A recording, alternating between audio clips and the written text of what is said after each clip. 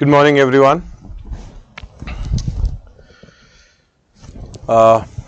Yesterday we had started the topic of judiciary and judiciary के context में हम लोगों ने डिस्कस किया था up till a collegium system and collegium हमने लिखा नहीं था.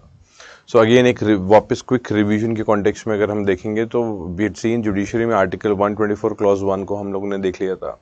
That was related to the strength of supreme court. And then clause 2 जो था जिसके ऊपर पूरा डिस्कशन है, that is the appointment of जजेस. वो कॉन्टेक्स्ट में अभी तक चल रहा है, सेम ही चल रहा है, 124 क्लॉज 2 ही चल रहा है. All the discussion, even the कोई भी आप हेडिंग डाल रहे हो, जब तक I specifically don't say that we finished the 124 clause 2 का डिस्कशन, तब तक सब उसी के अंदर का डिस्कशन है. बट उसके अंदर सेपरेट पार्ट्स आते रहते हैं. लाइकवाइज हमने देखा कि कलीजियम सिस्टम ओरिजिनेट हुआ सेकेंड जज केस से. हाउएवर आज का जो कलीजियम है दैट इज थर्ड जज केस से ये कलीजियम सिस्टम आया हुआ है करंटली, ठीक है. बट ओरिजिनेट तो सेकेंड जज केस हुआ था. At the same time we saw the issues of collegium. Collegium के बहुत सारे इश्यूज हैं जो मैंने आपको कल मेंशन किया था, दैट एलिगेशंस ऑफ करप्शन है, नेपोटिज्म है, फेवरेटिज्म है, अकाउंटेबिलिटी का इशू है. अगर आप देखेंगे कल मैंने आपको बताया था कि सेकेंड एडमिनिस्ट्रेटिव रिफॉर्म कमीशन जो सेकेंड ARC है, इस सेकेंड ARC ने पूरा का पूरा जो है वो समझाया. मतलब सेकेंडली देखो, first of all there are different commission. जैसे मान लो एडमिनिस्ट्रेटिव रिफॉर्म कमीशन है ये, ठीक है. नाउ इतना ज़्यादा मतलब इतना बल्क होगा इसका, तो don't read the ARC reports, पूरा पढ़िएगा मत. If your option is public administration then आप उसको देख सकते हैं. However otherwise don't go into this particular area because बहुत ज़्यादा उसका कॉस्ट बेनिफिट एनालिसिस नहीं आएगा. Where it is required second ARC जहाँ जहाँ ज़रूरी होगा वहाँ पे मैं आपको मेंशन कर दूंगा, उसको कोट ही कर दूंगा उसको सीधा. तो उससे आपको जहाँ जहाँ ज़रूरी है उसको use it in your answers, ठीक है. तो सेकेंड ARC ने बोला है कि that perhaps Indian judiciary is the only judiciary which is appointing itself. खुद ही से खुद ही को अपॉइंट कर रही है, तो ये भी तो सही बात नहीं है. जो कुछ चेक्स एंड बैलेंस होता है तो वो तो ज़रूरी है. यहाँ पे 100% ऑटोनॉमी जुडिशरी के खुद के पास है, तो थोड़ा सा सेटअप तो बेटर होना चाहिए. उसके बाद जो था कि देखो ये सारे पॉइंट जो हैं ये कल मैं आपको डिक्टेट कर चुका था, ठीक है. Now I will see exactly there were certain questions which had come late yesterday, उनको भी मैं अभी आंसर देते हुए फिर हम आगे बढ़ जाएंगे, ठीक है. Sir, as a normal citizen, are we liable or authorized to make criticism and comments better on the function, process, decision or working of the court? Question है क्या जो हम सिटीजन्स जो हैं जो वो क्या ये वर्किंग ऑफ द कोर्ट्स पे कमेंट्स कर सकते हैं? बेटा ये डिस्कशन 129 आर्टिकल का डिस्कशन है. तो 129 आर्टिकल, अभी हम 124 क्लॉज 2 पे है ना, तो एक बार 129 में पहुंच जाए, मोस्ट प्रॉब्ली आज ही पहुंच जाएंगे. जैसे ही 129 का डिस्कशन आएगा आपका ये आंसर क्लियर हो जाएगा ये, ठीक है. दूसरा है in the final appointment of the जजेस bye the president does the council of minister recommend the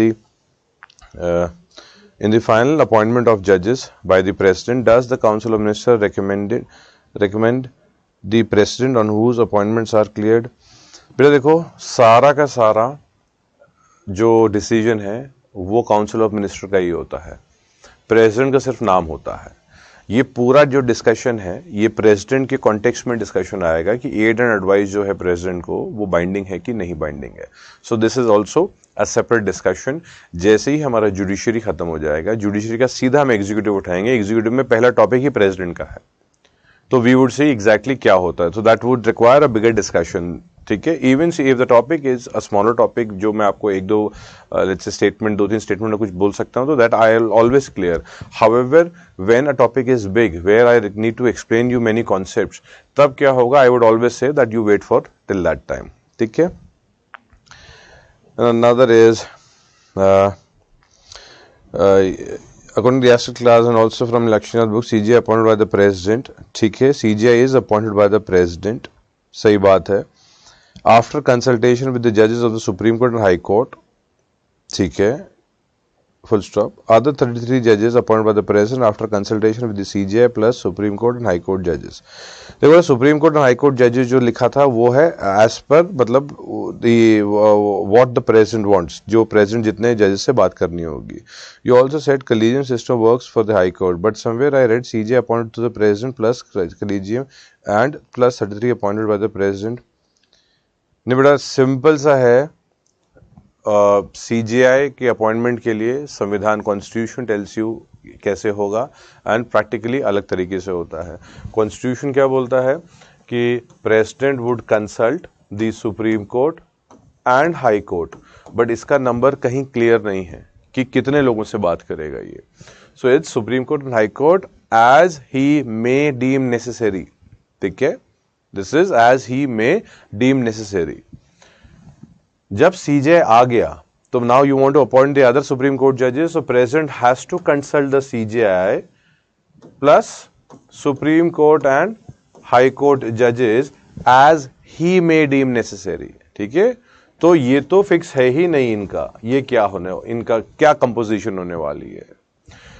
अब जब इन्होंने बोल दिया, दी सुप्रीम कोर्ट ने क्या बोला कि नहीं भैया 1+4 है अभी, मतलब president would consult this person the CJI, he would consult the other 4 जजेस। ये करंटली चल रहा है।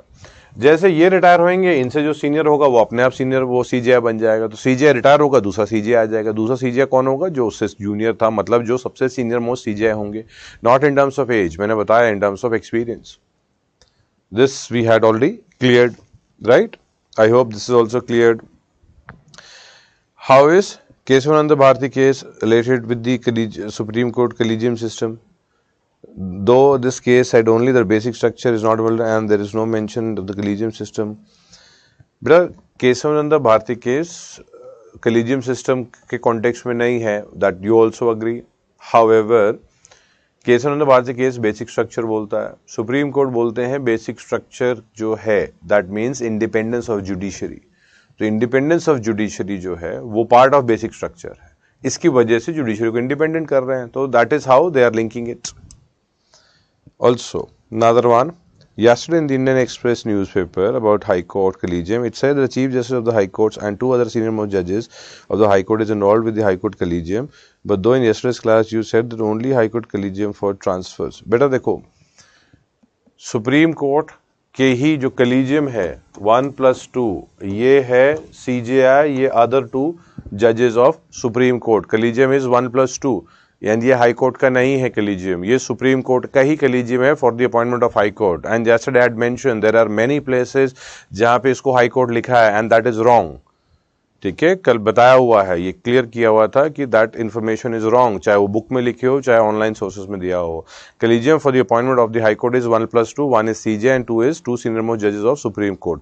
However, collegium for transfers of Supreme Court basically High Court judges, इसमें 2 CJI chief justice of high court आ जाएंगे, बाकी ये तब भी सुप्रीम कोर्ट का ही रहेगा। आप अगर मतलब मेमोरेंडम ऑफ प्रोसीजर में देख सकते हैं, वो एक आ जाता है कि ठीक है हाई कोर्ट के जो जजेस हैं वो रेकमेंड कर रहे हैं कुछ लोगों को, बट डिसीजन तो ये कलीजियम तो यही कलीजियम बना होता है, ठीक है। If both transfers normal then where was the involvement of CJI to only 2 senior most judges of the High Court would be involved in the newspaper? नहीं बेटा, ये कुछ तो कंफ्यूजन है, मतलब not to me, however what you are trying to say ये clear है। 1+4 is the current Supreme Court collegium, 1+2 is the high Court collegium जो अपॉइंटमेंट के लिए होगा, बट ये 1 CJI plus 2 the high court जजेस होंगे, सॉरी सुप्रीम कोर्ट जजेस हैं, there is no doubt about that. कहीं पर हाई कोर्ट जज लिखा है, that is wrong. Also transfer के लिए 1+4+2 आएगा, ये 2 चीफ जस्टिस होंगे। हाउएवर जब ज्यादा लड़ाई हो चुकी थी सेंट्रल एंड स्टेट में, तो एक मेमोरेंडम प्रोसीजर एक डिवाइस किया हुआ है, उसमें क्या होता है हाई कोर्ट के जजेस होते हैं, वो एक अलग प्रोसीजर है, वो कलीजियम का पार्ट नहीं है, वो लोग आपस में डिस्कस करते हैं and they send the recommendation. However collegium तब भी यही आएगा, ठीक है, यही चीज है, ठीक है। बेटा यू NJAC तक हम पहुंचे नहीं है बेटा, प्लीज वेट, राइट, अभी इसके बाद डिस्कस होगा। lot of you have lot of information. However, जब तक टॉपिक खत्म नहीं हो तब तक आगे मत बढ़िए, क्योंकि क्या है एवरीथिंग इस कलीजियम के बाद NJAC से ही आने वाला है, ठीक है। So have patience. हाँ, जब मैं टॉपिक बोल दूं कि ये खत्म हो चुका है and then you feel that yes some portion you according to you feel that may be discussed, अब बताइए, हो सकता है फिर मैं बताऊंगा ये आगे है कि यार ठीक है, I may explain you that also in the class, ठीक है। सर प्रेसिडेंट में discuss with the governor at the time of the appointment of the chief justice of high court, yes, but ये आप कॉन्स्टिट्यूशन का provision देखेंगे, संविधान में क्या लिखा हुआ है, ठीक है। हाउएवर कलीजियम जो है ये यही वाला आएगा जो अभी फॉलो हो रहा है, संविधान में कुछ और लिखा है, एग्जैक्टली कुछ और हो रहा है।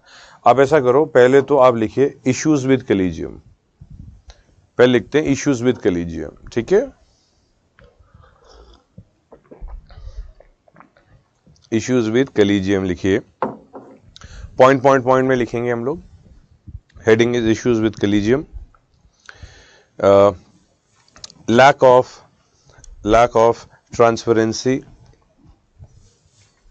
lack of transparency. Next point is allegations of nepotism, allegations of nepotism. Next point, lack of accountability, lack of accountability. lack of accountability के बाद ना एक डैश डाल दो एंड देन राइट, इसके सामने लिखिए एज पर सेकंड ARC, सामने लिखिएगा लैक ऑफ अकाउंटेबिलिटी के सामने, in front of that, as per second ARC, that is administrative reform commission,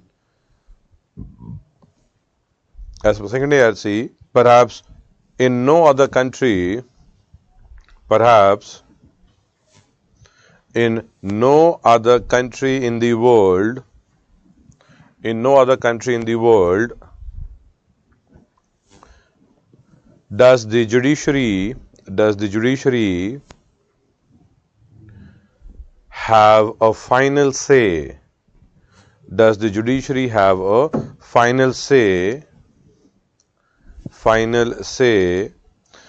in its own appointments, in its own appointments?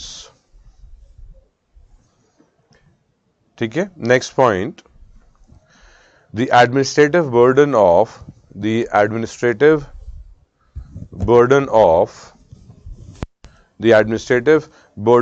appointing and transferring of judges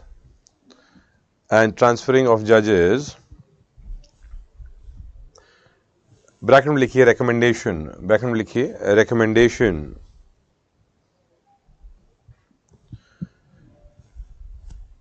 without a separate secretarial staff, without a separate secretariat, consumes a lot of time of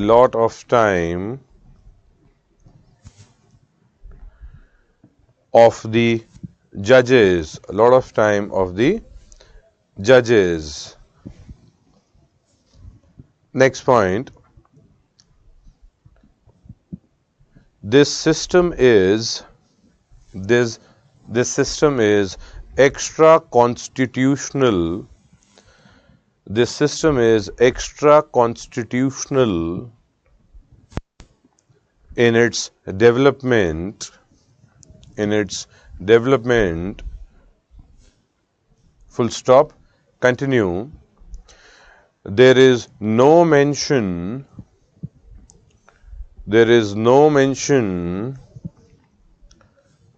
of the collegium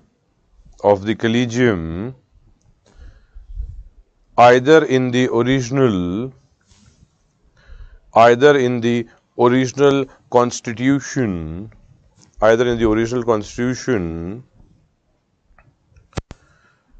or in successive amendments.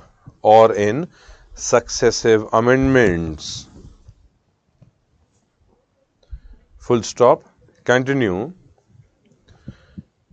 It is a judicial innovation.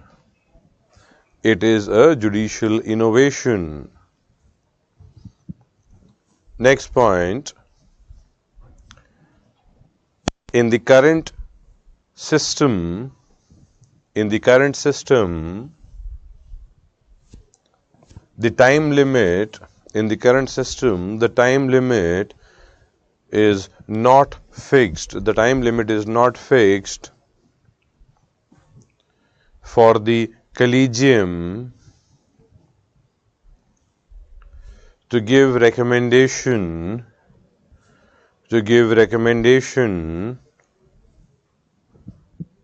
once the vacancy exists.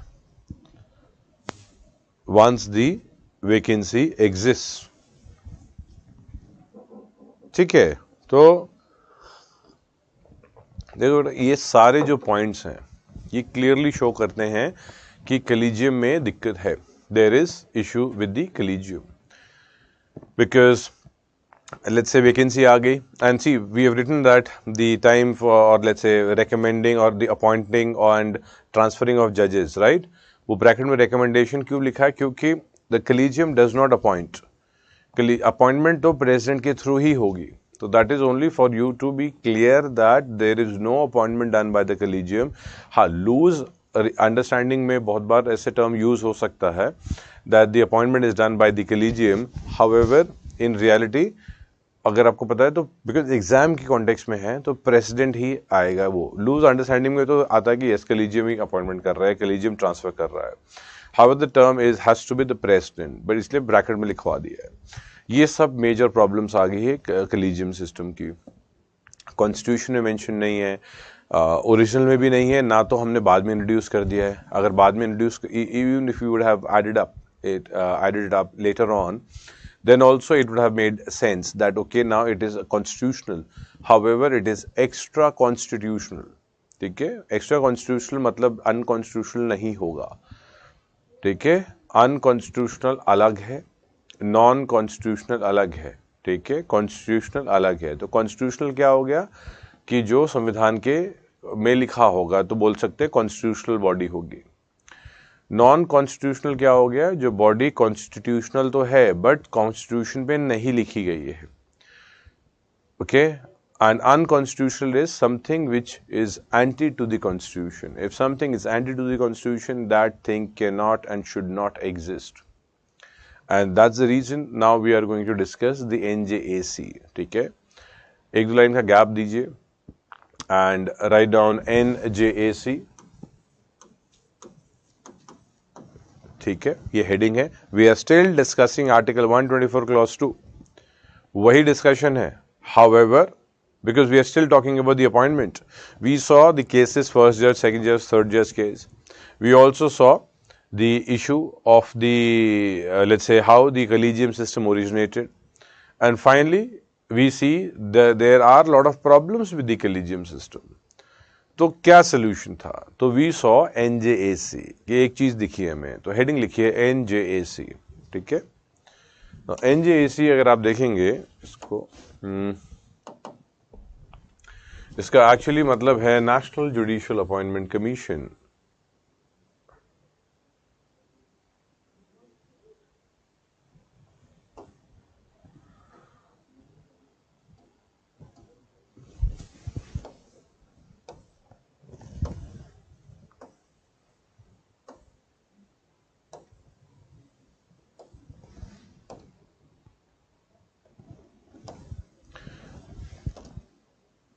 ठीक है, so we have the NJAC, that is Article 124 Clause A, capital A, मतलब 124 capital A. तो आपने NJAC लिख दिया. NJAC के if you like to write the full form, that is National Judicial Appointments Commission. In the exam for the first time when you will write National Judicial Appointment Commission, आप सिर्फ NJAC लिख के नहीं जाएंगे. However, if you put it inside the bracket once NJAC, उसके बाद आप कर सकते हैं NJAC. ठीक है, Article is 124 capital A. However, this discussion is still under 124 clause 2. Discussion तो उसी के अंदर है, but ये एक separate article हुआ 124 capital A. ठीक है, सारी problems देखनी है हमने. Collegium में problem है, how collegium originated. So then what happened? We have that the parliament brought in NJAC. Constitutional amendment करके NJAC was brought in. NJAC का एक composition इन्होंने create हुआ था. बेसिक था कि कंपोजिशन में क्या होंगे, चीफ जस्टिस जो होंगे, chief justice of India would be the chairperson. Means another body was basically established or was set up, that was the NJAC through the constitutional amendment, and that is वो major वो वाला constitutional amendment है, ये मतलब normal नहीं है, that simple majority, ये proper मतलब both the houses special majority, that is 50% plus 1 of the total majority plus 2/3 of the members present and voting plus consent with half of the state. देखो, when the proposal was brought in for NJAC, so people approached the Supreme Court that we have got overall aspect would be कि भाई ये कैसे होगा, मतलब government is trying to interfere with the independence of judiciary. Then judiciary said no, this is not an act, this is only a bill. So then bill got passed, people again approached the Supreme Court. Now the bill has been passed, Supreme Court said no, it has not yet been given assent by the President. Then it was given assent by the President and people again approached the court saying that now it is an act. However, Supreme Court said no, it has to be ratified by half of the state. Yesterday I told you there are certain areas wherein ratification by half of the state would also be required. So once the government got the ratification by half of the states, then Supreme Court heard the case and Supreme Court gave its decision related to NJAC. We would see what the decision is. However, let's see, पहले इसको देखते हैं NJAC को. Now, तो NJAC का जो बनाया था, it was made basically there were 6 member body बनाए एक तो, ठीक है, and 6 members थे. So let's see those members. We'll see CJI would be the chairperson, ठीक है, so he would preside the meeting. Ex officio, ये जो term होता है ना, ex officio means by virtue of you being a person, you will hold, basically you are holding that post. मतलब chairperson would not be separately appointed, whoever is CJ would by default become the chairperson. जैसे Rajya Sabha chairperson, we don't appoint Rajya Sabha chairperson. Whoever is the vice president, वो by default chairperson of Rajya Sabha, that person becomes, that is ex officio chairperson. Likewise, when you will become DM, then by default ex officio head, आप बहुत institution के अपने आप ही बन जाएंगे. So those places where the separately appointment would not be done, however a person being the head of some institution by default becomes the head, वो ex officio term use होता है. So whoever would be the CJI would be the chairperson. Then 2 other senior judges of Supreme Court, means 1+2 वाला concept जो था. This NJAC which was brought in through the parliament by constitutional amendment, this said one CJI, the CJI would be the head and 2 other senior judges. ये भी ex officio होंगे, because whoever would be the hierarchy, these 2 senior most judges, 1+2 अपने आप हो जाएंगे वो, ठीक है. Then comes the controversial part, that is Union Minister of Law and Justice. This is where the controversy started. देखो, law ministers would look into the case. See, most of the cases in the higher judiciary is against the government. मतलब the people, there is one of the parties government. Either government is fighting against somebody or somebody else is fighting against the government. That is how generally the cases are there, particularly in the higher courts. Normal cases are cases where 2 people, individuals are fighting. Those cases are not there in numbers. Overall, if you talk about, let's say 60% of the total cases, अगर आप देखेंगे, so उसमें क्या होगा? Government would be one of the party. ठीक है? So who will take care of those cases? You will have law minister. He would look into those cases and he is not the one who is fighting the case. However, he would speak to the Attorney General. He'll speak to the Solicitor General, Additional Solicitor General, and so on. ये Solicitor General, Attorney General will look at the time of the executives. ठीक है? तब देखेंगे इनको. So now the issue is that he is already fighting those cases. Through him only, the rest are fighting. He's looking into those cases, the law minister. And now we are adding him also in the panel, which the panel is the one which would be electing or which would be appointing or which would be the one who will be selecting the judges.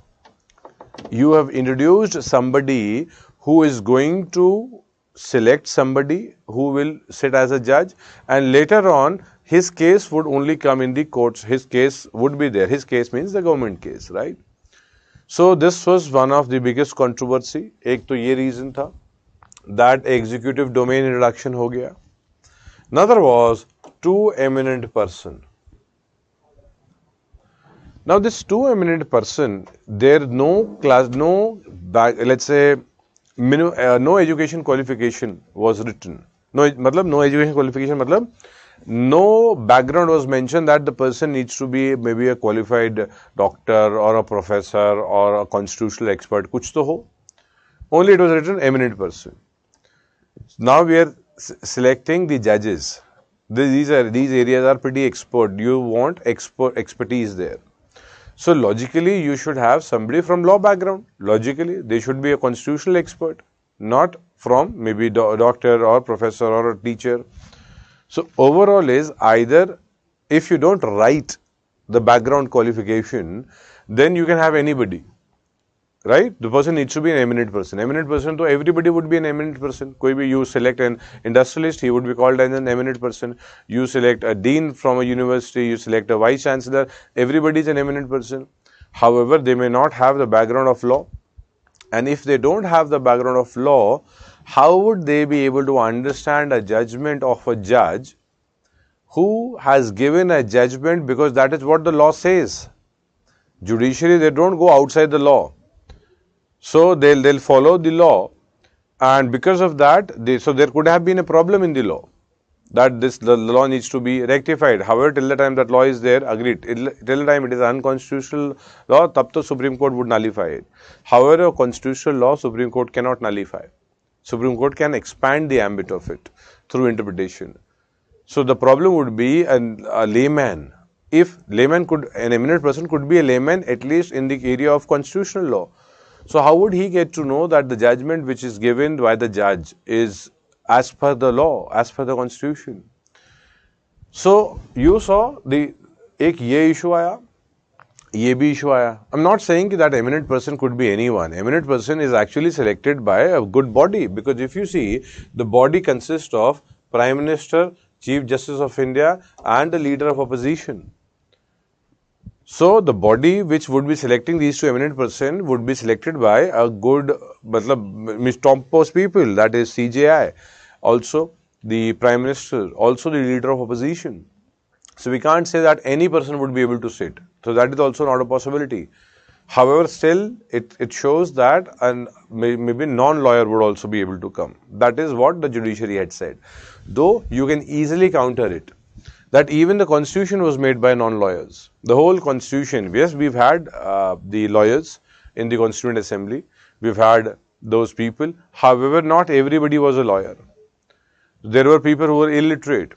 So when we can have non-lawyers, when we can have illiterates who actually made the constitution. So why, and this constitution is being protected by the judiciary, so why can't we have the people who may not be lawyers still be sitting in the, let's say, NJAC? Why can't we have them? That is what an argument which you can use to counter it. However, that is, both, we'll write both the arguments. At the same time, nowhere it was mentioned that if the CJI doesn't attend the meeting, can the meeting continue? Means there could be a possibility CJI could be sick, CJI bimar honge us din, and the meeting is supposed to happen, CJI is not able to come. So if there is possibility like that, can the meeting continue? Because now the CJI is not there. Imagine that he is sick today, he cannot come for the meeting. Then the rest 5 people are there. Can they continue with the meeting? This was not clear. And if they can continue with the meeting, we are violating what? Supreme Court's judgment.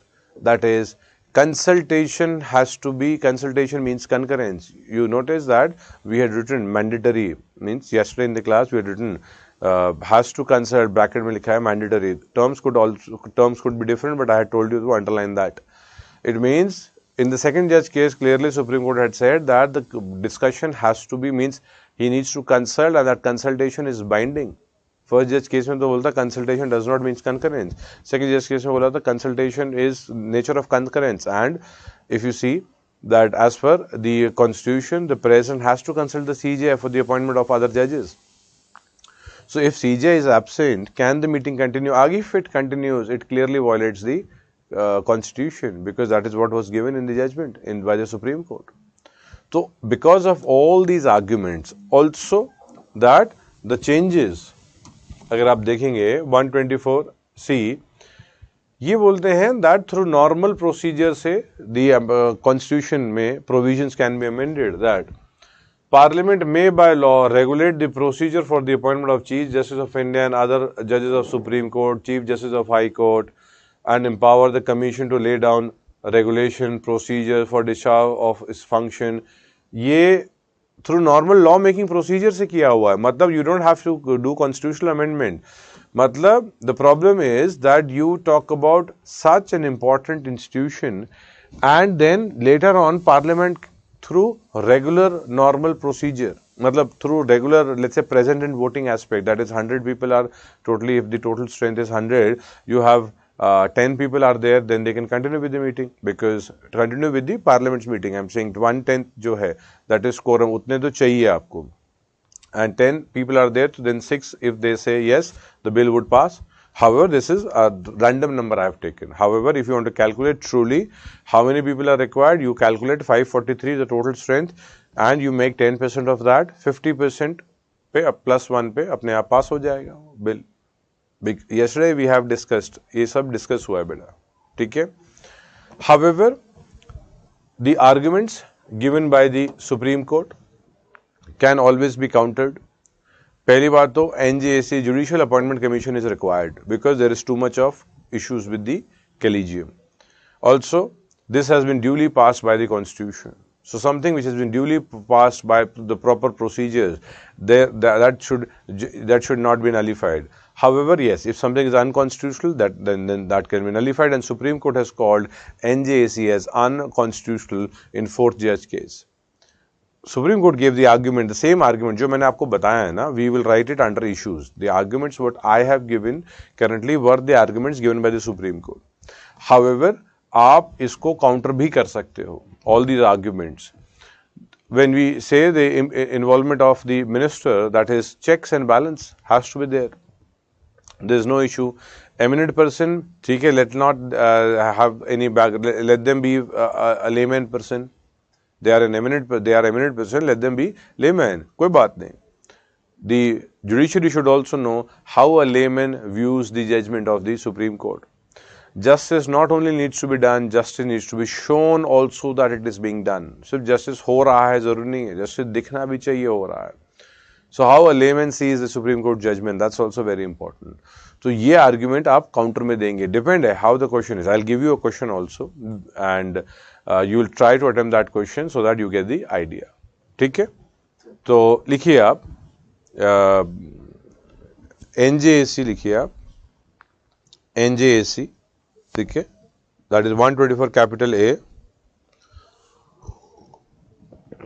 was established by 99th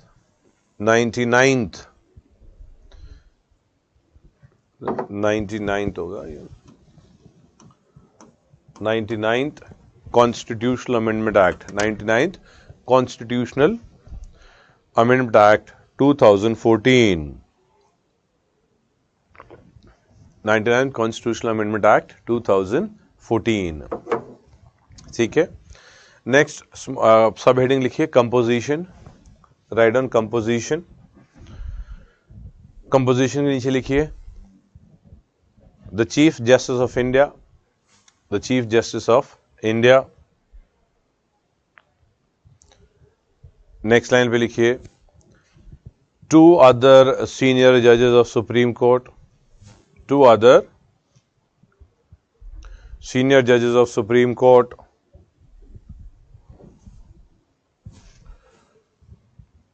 next line पे लिखिए union law minister, union law minister.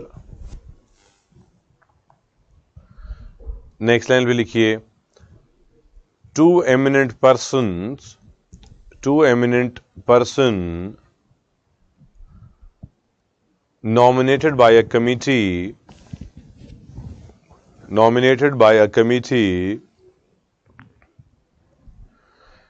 consisting of the Prime Minister,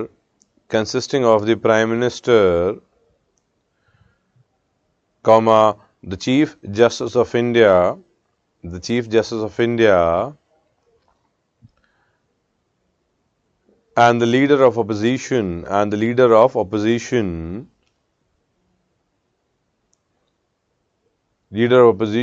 in Lok Sabha.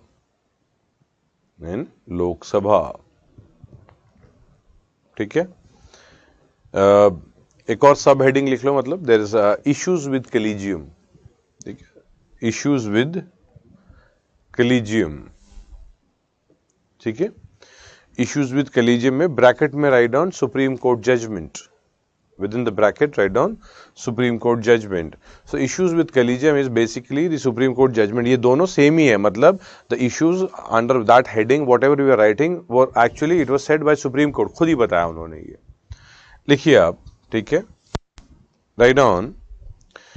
There was no clarity. There was no clarity in if the CJI doesn't attend the meeting,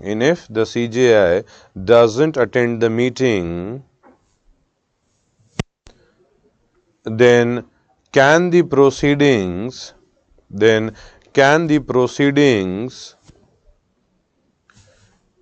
of the commission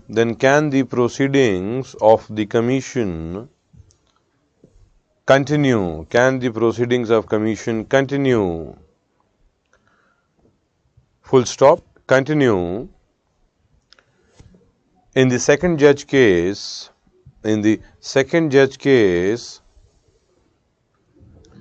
Supreme Court laid down. In second judge case, Supreme Court laid down, laid down the primacy of CJI,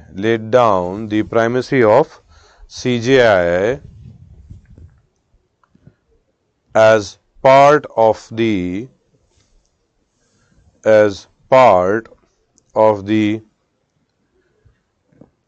basic structure of the Constitution,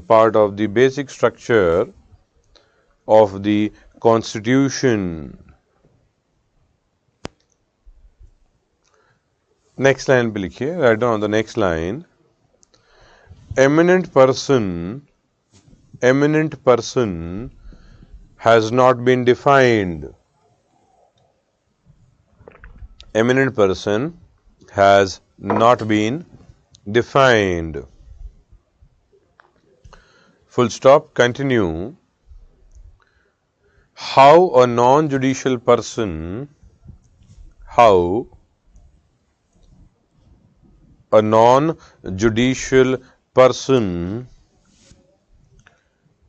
can participate in judicial process.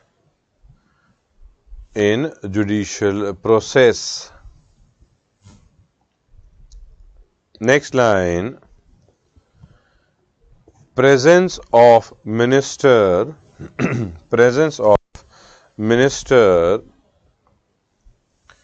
may create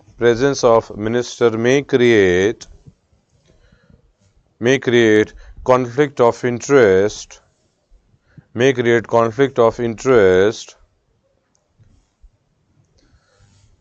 as in most of the cases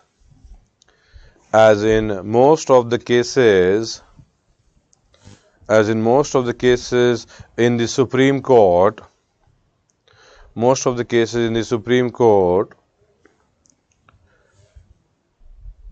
Government is one of the party.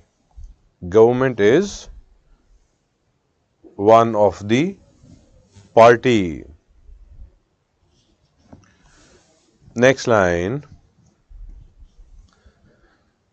It takes away the primacy.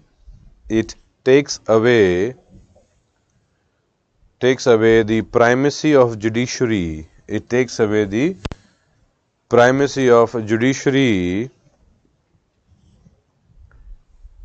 In the appointment of judges.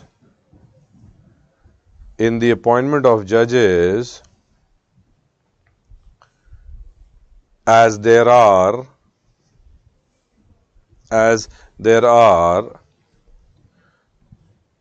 equal members of judicial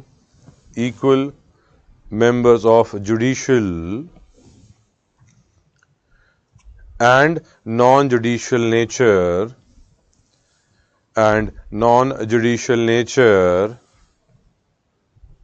comma, thereby violating the basic structure,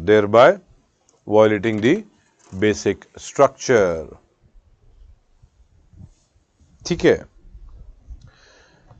next line पे लिखिए, write down the next line. If two persons says no, if two person says no, then a person cannot be appointed. Then a person cannot be appointment. Full stop. Continue.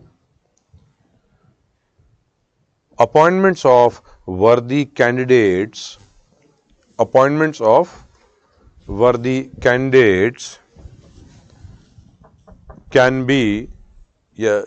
be stopped.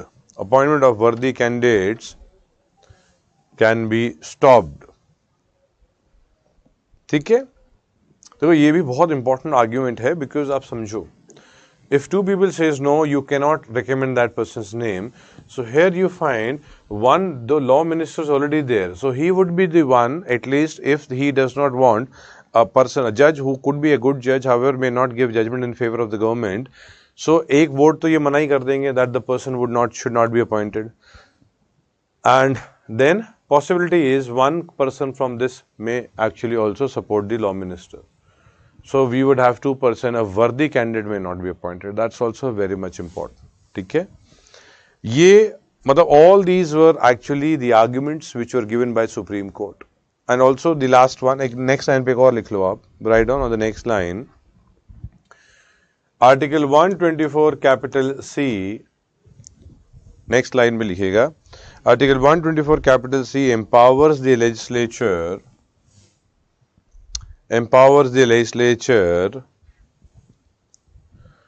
to freely change the powers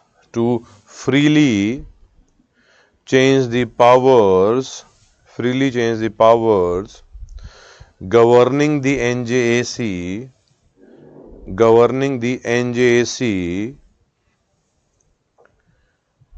through the ordinary lawmaking process. Full stop. Continue. This violates the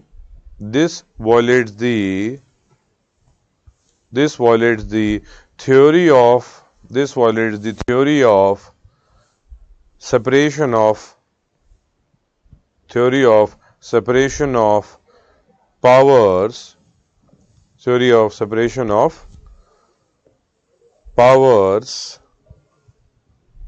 of powers, ठीक है. Full stop. It gives the legislative pillars massive powers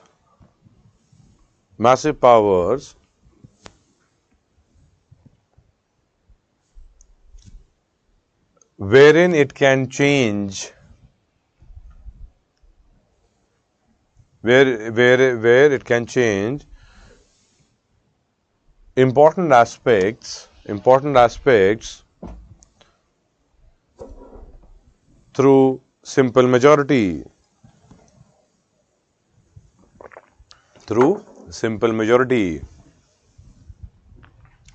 एक दो line का gap दे दो. Give a gap of 1-2 line. And after 1-2 line, write down, Supreme Court has called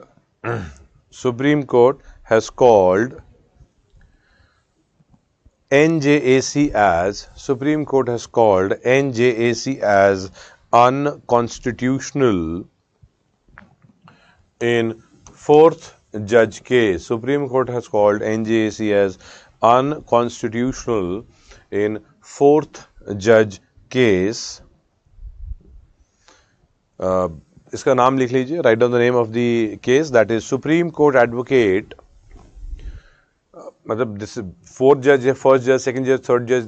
This is basically famously we know it like these cases. However, it has official names. That is Supreme Court Advocate on Record Association case. Supreme Court Advocate on Record Association case 2015. ठीक है. So we've got, that is how, and that is why Supreme Court had nullified the NJAC. Currently, when you look at the Constitution, आपको ये दिख जाएगा 124. If मतलब let's say if you download the PDF from any government website, you will see 124 capital A. However, enforcement zero हो गया because it has been nullified. Now, so just because Supreme Court has nullified does not mean you will delete it from the Constitution. It will remain in the Constitution, because anything to be removed from the Constitution, you have to have a constitutional amendment and then only it can be removed. ठीक है. So Supreme Court ने इसका क्या मना किया है? Execution ही zero कर दिया है.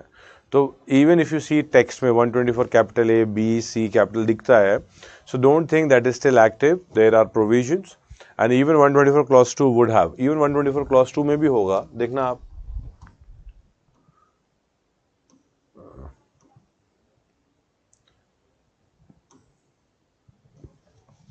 देखो, every judge of the Supreme Court shall be appointed by the President by warrant under his hand and seal on the recommendation of the NJAC.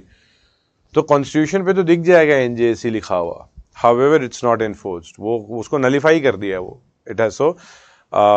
We may have another procedure, we may have another issue. However, Judicial Appointment Commission is required. Do you know that? Even Law Commission had asked that Judicial Appointment Commission is required. चाहिए. आप देखो, your ending has to be that Judicial Commission is the need of the hour. ज़रूरी तो है. However, minus the problems. Minus the problem means at least remove those problems which has been noted or which has been given by the Supreme Court कि ये दिक्कत है. इन चीज़ों को हटाओ आप. इनको हटाओगे then we'll have the NJAC. तो ये बैलेंस आउट करना है. However, आपका आंसर कुछ भी एंड करेगा तो भी आप पॉजिटिव टोन में एंड करोगे कि under no circumstances supreme court's independence can be compromised. ठीक है. ये तो आपका मतलब just because I have mention कि इसको एंड ऐसा करोगे डज नॉट मीन्स यही स्टेटमेंट लिखनी है. तरीके अलग हो सकते हैं. हाउएवर आपका how the main essence has to be of this sort. The judicial appointment commission is required. However ये and when you are giving argument ना, आप आई यू वी अस ये नहीं लिखते हो. आप ये आई यू वी अस नहीं. आप एक तो वन मतलब your answer has to be ONE one मतलब थर्ड पर्सन की लैंग्वेज में बात करोगे आप. वन. ठीक है. Even if the question is what are your views, don't say I think this. आई आता ही नहीं है अभी. आई की standing it will come when you would be given a post. आप सिलेक्ट होके एक ऑफिसर बन जाओगे, देन आप जब बोलोगे तो फिर वैल्यू आओगी आई की. अभी है कि ये कमीशन ये बोल रहा है, ये कमीशन ये बोल रहा है. ठीक है. So you will never put the weapon on your shoulder. आप दूसरे कमीशन के शोल्डर पे वेपन रख के बोलेंगे as per this commission, as per this commission. So वो है कि भाई वो बोल रहे हैं, हम तो आपको प्रेजेंट कर रहे हैं. That is also substantiation of your answer. अब बहुत बार आप स्टेटमेंट देखो, एक नॉर्मल पर्सन से जब बात करते हैं जो ज़्यादा मतलब who is not that well versed with the happenings of the world, वो अपने व्यूज़ दे देगा. आई एम नॉट सेइंग दिस उसमें कोई गलती है. However when you are preparing and वो that to be for civil services, आपने आर्ग्यूमेंट दिया है तो it has to be substantiated. मतलब वो सपोर्ट होना चाहिए कि कोई और कि मतलब ये मैं नहीं, ये देखो ये कमीशन ने बोला, ये कमीशन ने बोला. तो ऑथेंटिसिटी ऑफ दैट व्यू बढ़ जाता है वो कि मेरा थोड़ी, ये तो कमीशन का, कमीशन ने तो उस बात पे रिसर्च किया हुआ है.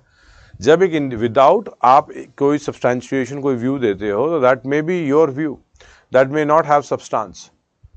देखो हर बारी सब्सटैंशिएट करना हो सकता है पॉसिबल नहीं हो, तो डोंट वरी कि मैंने इसको कैसे करूं उसको. हाउएवर जहां सपोर्ट मिलता है आप उसको पुट कर सकते हो. आप एक होता है ना कि भाई क्राइम बहुत ज्यादा बढ़ रहा है, एक तो ये स्टेटमेंट हो गया अरे बहुत ज्यादा क्राइम हो गया. एक है एज पर NCRB, द 2022 NCRB की जो रिपोर्ट होगी वो शो करेगी कि पूरा स्टीप इंक्लाइन बहुत ज़्यादा है, 30% ग्रोथ हुआ है। तो आपने जो बोला उसको सब्सटैंशिएशन मिल गया कि भाई उनका है, उन्होंने तो पूरी रिसर्च की हुई है इस बात पे। अभी ऑक्सफैम की पहले बोल रहे थे अरे gaps between haves and have not बहुत ज़्यादा है, अब ऑक्सफैम की रिपोर्ट आई हुई है, वो जब बोलती है तो आप बोलोगे gaps have been increasing even as per Oxfam report. तो सब्सटैंशिएशन ऐसा होता है। And see how to present this would only come with regular practice, उसके बाद ही रेगुलर प्रैक्टिस के बाद ही आपका आएगा, ठीक है।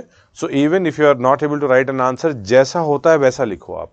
डोंट थिंक कि आपको बताया जाएगा कि अभी कि ये ऐसा लिखो। देखो पहले हमें समझना है कि कहाँ प्रॉब्लम है।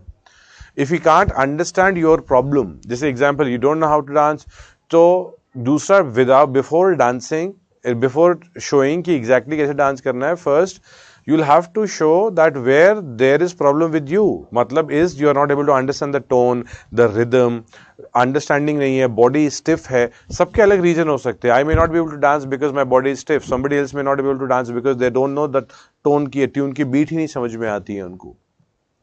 तो point क्या है, दोनों के लिए solution अलग है। Therefore for us to understand individual problem, आप लोग जितने भी लोग स्टूडेंट्स सबके सब अगर आप देखेंगे तो ओवरऑल सबके प्रॉब्लम बहुत सारी कॉमन भी हो सकती है, not denying that fact. However, we want to give you personalized solution. इसी की वजह से you have mentors also. Give them call regularly. ठीक है? You may call me also. I have given you my number also. However, as because of the class schedule, I may not be able to pick up the calls. But WhatsApp करो. You'd like to speak to me, WhatsApp and take time. I will give you an appropriate time. उसमें हम बात करेंगे. ठीक है? However, my WhatsApp reply would not be that fast. But I would still suggest first speak to your mentors. However, आप मुझे भी पूछ सकते हैं. कोई दिक्कत नहीं है बेटा. ठीक है। ऐसा कीजिए, अब एक दो लाइन, अब ये लिखा, एक दो लाइन के बाद एक और हेडिंग लिख लीजिए आप। Right on other heading, arguments for NJAC. Arguments for NJAC, हमने तो पहले तो वो अगेंस्ट लिख ही लिया, अब फॉर लिख लेंगे, फिर हमारा आंसर कंप्लीट हो जाएगा। ठीक है, arguments for NJAC. Right on the NJAC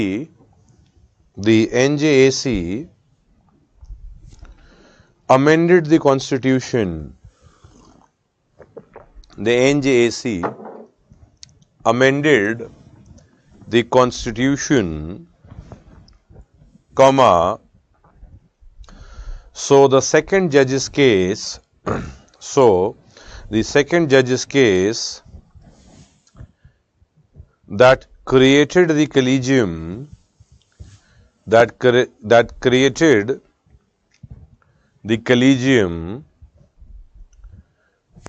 is irrelevant. That created the collegium is irrelevant.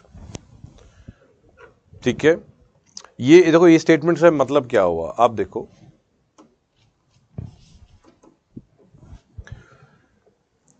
Base, जैसे मान लो फर्स्ट जज केस हो गया, सेकंड जज केस हो गया, थर्ड जज केस हो गया। सुप्रीम कोर्ट ने while talking about the primacy of CJI क्या बोला कि एज पर सेकंड जज केस, ठीक है, प्राइमेसी दी है एज पर सेकंड जज केस कि प्राइमेसी ऑफ सीजेआई जो है वो बता दी गई है। हाउएवर आप ये देखो, ये जो बैकग्राउंड सीजीआई, ये जो सेकंड जज केस है, इसका भी तो कुछ बैकग्राउंड था। इसका बैकग्राउंड क्या था, जो उस टाइम का कॉन्स्टिट्यूशन था, उस टाइम का कॉन्स्टिट्यूशन जो था उसके हिसाब से ये जजमेंट आई थी। हाउएवर ये जो बेस है, मतलब there has to be a base, ये उस टाइम का मान लो कॉन्स्टिट्यूशन है।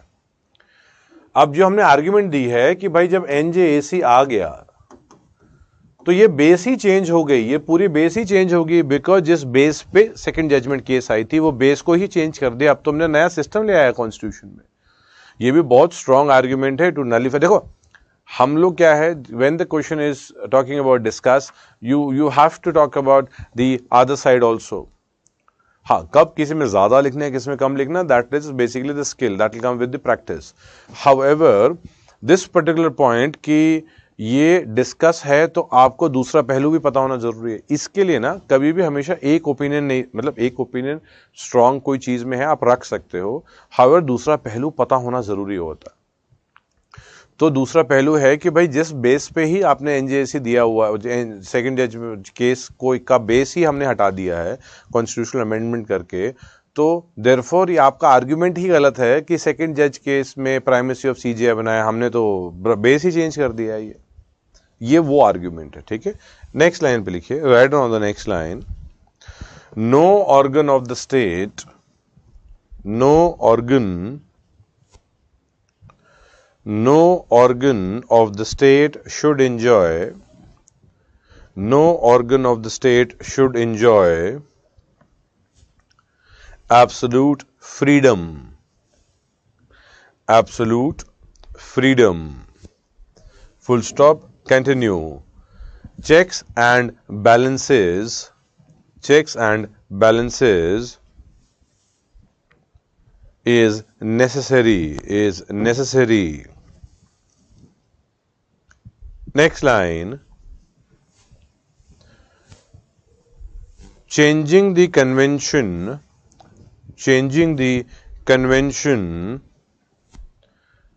of the collegium, changing the convention of the collegium system does not change, changing the convention of the collegium system does not change the basic structure, does not change the basic structure. If the independence of the judiciary, if the independence of the judiciary is maintained,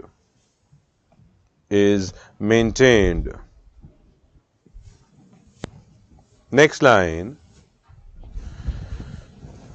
eminent person would represent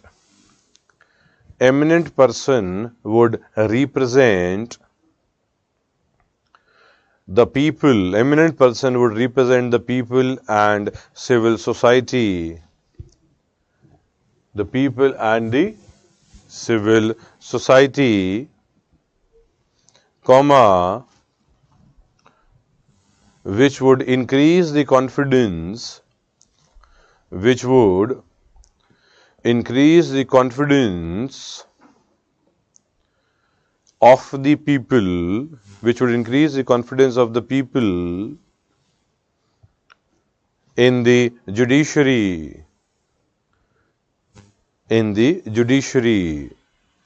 full stop, continue. Their presence in the NJAC, their presence in the NJAC ensures that the judges who are selected,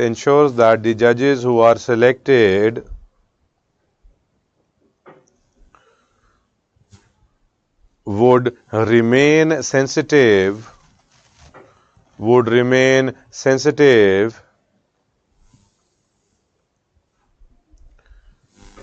to the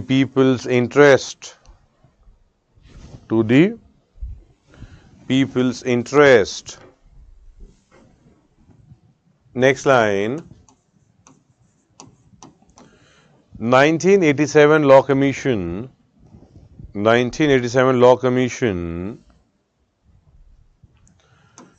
and National Commission to review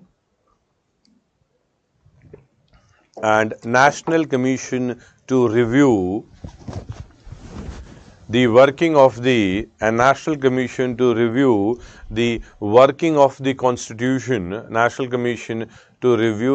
of the Constitution, ठीक है, bracket में लिखिए 2002, that is National Commission to review the working of the Constitution. I would be mentioning NCRWC many times, ठीक है, in due course NCRWC 10 से और बार आएगा every time, so don't write अभी, next time onwards you will only write short forms, NCRWC, ठीक है, unnecessarily उसको time मत लगाओ, that National Commission to review the working of the Constitution पे, हाँ एग्जाम में first time you will write the full thing, ठीक है, and National Commission to review the working of the Constitution 2002 ठीक है, 2002 recommended for a judicial appointment commission, recommended for a judicial appointment commission, for a judicial appointment commission, ठीक है। And देखो ये सब ने ये नहीं बोला कि नेशनल एनजेएसी होना चाहिए, ये सब बोल रहे हैं कोई जुडिशियल अपॉइंटमेंट कमीशन होना चाहिए।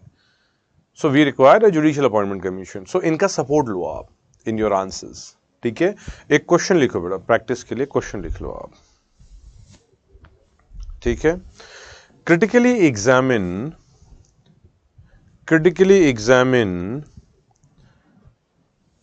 the Supreme Court's judgment, critically examine the Supreme Court's judgment on NJAC Act, critically examine the Supreme Court's judgment on NJAC Act 2014, NJAC Act 2014, with regards to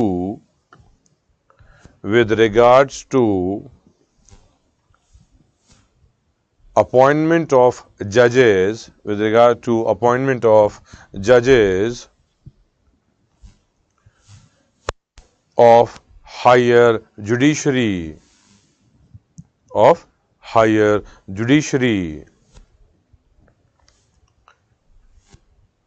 full stop, ठीक है। 200 words, आप 200 word में, this was a UPSC question, however I am not concerned that they had asked 150 or 250, you try for 200, I am giving you 200 word limit, try it, you have to मतलब attempt, जो भी आपको समझ में आएगा, ठीक है। I would see now, even we've got certain issues also, or the queries we'll see. So NJAC was collegium, beta, we've already discussed that. President discussed with the governor, ठीक है, I've told you that. The third judge cases, बेटा third जज case के अंदर ना उतना ज़्यादा detail में जितना एग्जाम के लिए इंपॉर्टेंट है, एग्जाम के लिए इंपॉर्टेंट क्या है, that it's a presidential reference case. Presidential reference case 143 का जो आर्टिकल है वो हम डिस्कस करेंगे, ठीक है। 143 is currently we are at 124, so after 124, अभी 124 क्लॉज 2 खत्म ही है ये, and after this comparatively faster articles जाएंगे ये। However, 129 would take time, so 143 most probably by tomorrow we should be able to touch 143. तो वो पता लग जाएगा होता क्या है presidential reference case. Eight the same time collegium को 1+4 का कर दिया है, 1+4 पहले था सेकंड जज केस में 1+2 का है, तो एग्जाम के कॉन्टेक्स्ट में इतना काफ़ी है। एंड दो लोग अगर एडवर्स बोलेंगे कि आगे नहीं भेजना है किसी की, तो रिकमेंडेशन नहीं जाएगी वो जज की, ठीक है। That is what is third जज केस। इस इतना काफ़ी है for the exam, not to go ahead into more deeper inside it, because unnecessarily और टाइम कंज्यूम होगा। पेज की जजमेंट्स है वो हंड्रेड्स ऑफ पेजेस में होती है, तो हमें तो क्रक्स निकालना होता है, ठीक है। और जरूरी नहीं है कि सवाल इस पे आए भी। So therefore the things wherein we would require majority of the things कि जिसका हम आंसर कर सके, that is how we are supposed to do, and wherever we'll have to go deeper inside the issue, we go much deeper also. Not all articles would take so much of time. 124 clause 2 अगर आप देखेंगे तो जितना time लगा है, clause 3, 4 would take, yes 3 some time, 4, 5 comparatively more time. However बाद में तो बिल्कुल लाइन से बहुत फास्ट होएगा, कुछ मिनट्स के अंदर ही होंगे वो, क्योंकि उस पर है ही नहीं मेंस का डोमेन, वो सिर्फ पीटी का डोमेन है, ठीक है। Now, sir, yesterday there is a term memorandum of procedure. What is memorandum procedure? बेटा क्या हो गया ना, सुप्रीम कोर्ट ने नलिफाई कर दिया एनजेएसी को, पार्लियामेंट ने इतनी ताकत से एक प्रोसेस बनाया और उसको एनजेएसी में कन्वर्ट करके देव स्पेंड, सी ये बनाने के लिए, एनजेएसी बनाने के लिए भी करोड़ों रुपए लगे होंगे। एक तो पूरा सेटअप सोचा होगा, ऑफिसर्स वगैरह जो डिप्यूट हुए होंगे उन्होंने इस पे सोचा होगा, उसके बाद ये इंट्रोड्यूस हुआ, हाउस ने उस पर पूरा डिस्कस किया, तो हाउस के उस दिन की फंक्शनिंग का कॉस्ट भी तो इस बिल के ऊपर आप सोचेंगे कि कितना बिल में कॉस्ट लगा होगा। उसके बाद ये पास हुआ पूरा प्रोसेस, जो प्रोसीजर गवर्नमेंट ने पूरी अपनी ताकत लगाई that this should pass. Finally then it was send to different जैसे states also, half of the state का रेटिफिकेशन चाहिए, स्टेट का उनका कैलकुलेट करो, तो कोई बड़ी बात नहीं है 10-20 करोड़ रुपए खर्च हो गया, कोई बड़ी बात नहीं है, मैं तो कम ही बोल रहा हूं मैं। However it could be more, however we are not going into the concern in terms of the amount. The point is बाद में सुप्रीम कोर्ट ने बट ये तो माना कि कलीजियम में दिक्कत है, थोड़ा सा दिक्कत तो माना, तो उन्होंने क्या किया, थोड़ा सा बोला मेमोरेंडम प्रोसीजर एक थोड़ा सा और रेक्टिफाई करते हैं इस तरीके को हम थोड़ा सा, बट वो बेटा वो पूरा फैक्चुअल है, उसमें कंसेप्चुअल वाला है नहीं। तो मेमोरेंडम प्रोसीजर जो है वो उसको देखेंगे आप, text most of it should be there in the text, ठीक है। However if it is not there you let me know, मतलब मैं उसको मैं प्रोवाइड करवा दूंगा, ठीक है। Sir 6 member committee, quorum 1 person, how meeting conducted, quorum 1 person. नहीं बेटा देखो कोरम हर जगह काम नहीं है, मतलब quorum don't calculate quorum that हर जगह ये होगा, वो पार्लियामेंट का कोरम बताया हुआ है, 1 पर्सन तो काम ही नहीं कर सकता है, ठीक है। तो वो लॉजिक कोरम का हर जगह लगाना नहीं है, quorum in parliament is 1/10। However बाकी जगह तो हो सकता है कि 50% मेंबर भी ना आए तो you can't have a meeting, so don't apply this quorum का लॉजिक हर जगह, सिर्फ पार्लियामेंट में, लोकसभा में 1/10 मिनिमम चाहिए आपको, राज्यसभा में मिनिमम चाहिए होंगे, ठीक है। Can you please elaborate the issues with the law minister on the as a part of the NJAC. बेटा लॉ मिनिस्टर सारे के सारे केस वही लड़ रहा है, खुद से नहीं, ही इज दी वन। देखो डिफेंस मिनिस्टर क्या काम करता है, डिफेंस मिनिस्टर देखता है पूरे इंडिया के डिफेंस से रिलेटेड मैटर्स। तो लॉ मिनिस्ट्री क्या करती है, लॉ मिनिस्ट्री लॉज को चेक कर रही होती है, सारे लॉज जो इंडिया में हैं चल रहे हैं।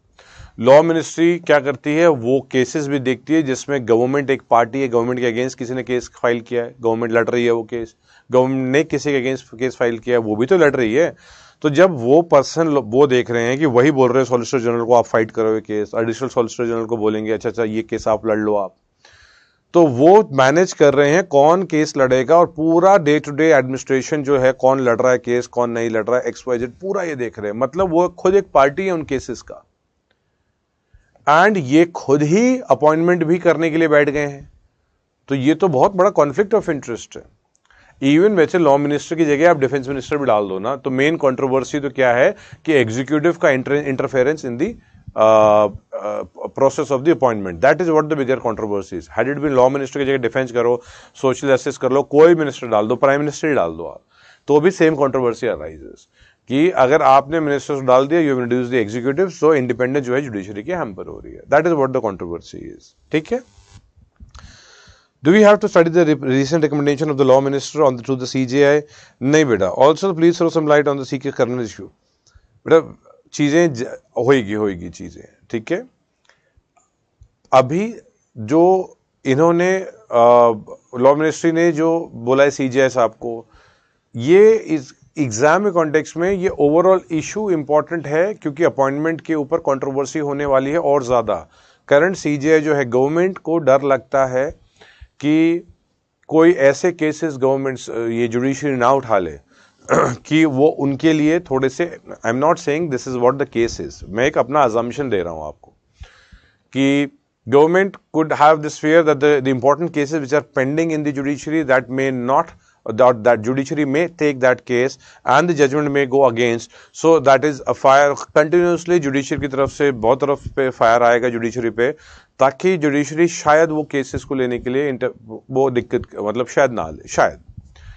had it been एक दो महीने, देखो if you notice last 8 years 2015 में नलीफाई हो गया NJAC, 16, 17, 18, 19, 20, 21, 22 ये कभी ऐसा इशू ही डिस्कशन नहीं हुआ। सुप्रीम कोर्ट ने नलीफाई कर दिया, थोड़े से डिस्कशन हुआ, उसके बाद NJAC के ऊपर ज्यादा डिस्कशन आया ही नहीं इतना स्ट्रॉन्ग तरीके से। दैट वाइस प्रेसिडेंट भी बोल रहे हैं, लॉ मिनिस्टर भी बोल रहे हैं, लेटर्स भी लिख रहे हैं, और स्ट्रॉन्ग चारों तरफ मीडिया में आने लग गया है, people tweeting also. Why? Because after that the current CJI has the biggest tenure and he may take those actions जो शायद द डेट्रीमेंटल हो।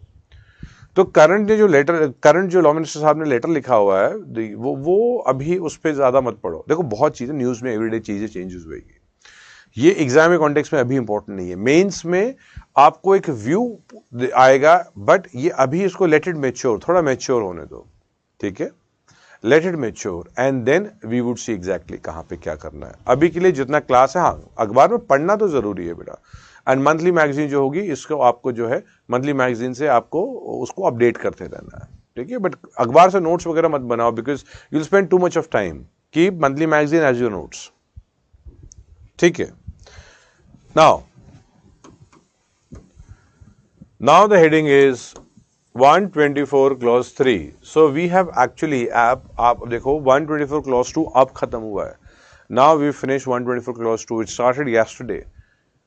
So the point is this appointment issue is a very controversial issue. ठीक है. So 124 clause 3 is qualification. ठीक है, तो लिखिए 124 clause 3 that is qualification. और ये सुप्रीम कोर्ट जज की है, हाई कोर्ट जज की you will check what the qualification is, but supreme court जज की तो क्लास में ही अभी हम उसको चेक करेंगे. And wherever it is different, मैं जनरली आपको बताता हूं, बट कुछ मैं बोलता हूं दैट ये this you will check. See the thing is I can also give that information. However, in the last almost close to 15 years experience, what I generally see, there are certain areas, even after telling the student, वो कुछ महीनों के बाद उसी domain पे confuse हो जाते हैं. वो फैक्चुअल इंफॉर्मेशन, कॉन्सेप्ट पे नहीं, फैक्चुअल पॉइंट पे कंफ्यूज हो जाते हैं. तो I want to make sure वो बिल्कुल वो जो पिन पॉइंट वाला एरिया जो कंफ्यूज वाला है, वो आपको मैं बोलता हूं कि खुद इसको देखो आप. उससे क्या होगा, when you look at it yourself, वो एकदम से वो फैक्ट ज्यादा देर याद रहता है आपका. ठीक है, जैसे एग्जाम्पल है, इफ यू आस्क मी कि कोई वर्ड का मीनिंग क्या होता है, if I give you the meaning, probability is until मतलब most probably you may forget about that meaning and वो word का meaning. However, if you check it through dictionary से अगर आप देखेंगे तो dictionary would take time to find out that word. You will repeat that word multiple time. So mind को आपने और apply कर दिया, and then when you look at it, then that word stays with you for a longer time. तो that is the only thing I want कि इसको आप high court वाला पोर्शन तो चेक करेंगे. तो I'll keep on saying कि इसको आप देखेंगे. इसको दो after the class you like to speak to me directly regarding the same point, वो तो कर ही सकते हैं हम लोग. ठीक है. 124 clause 3.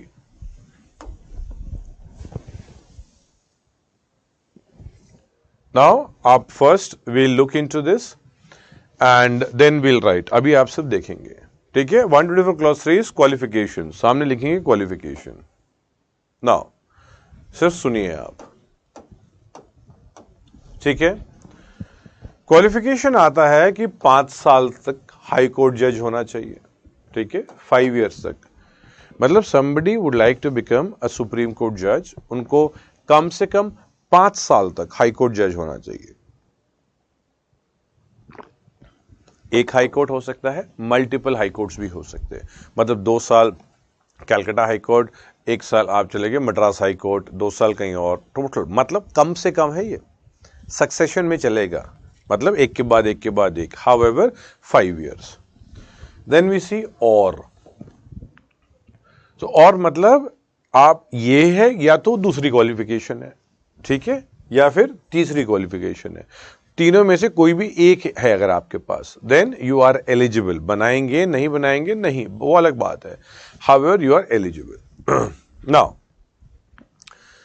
Another is at least 10 years. 10 years advocate.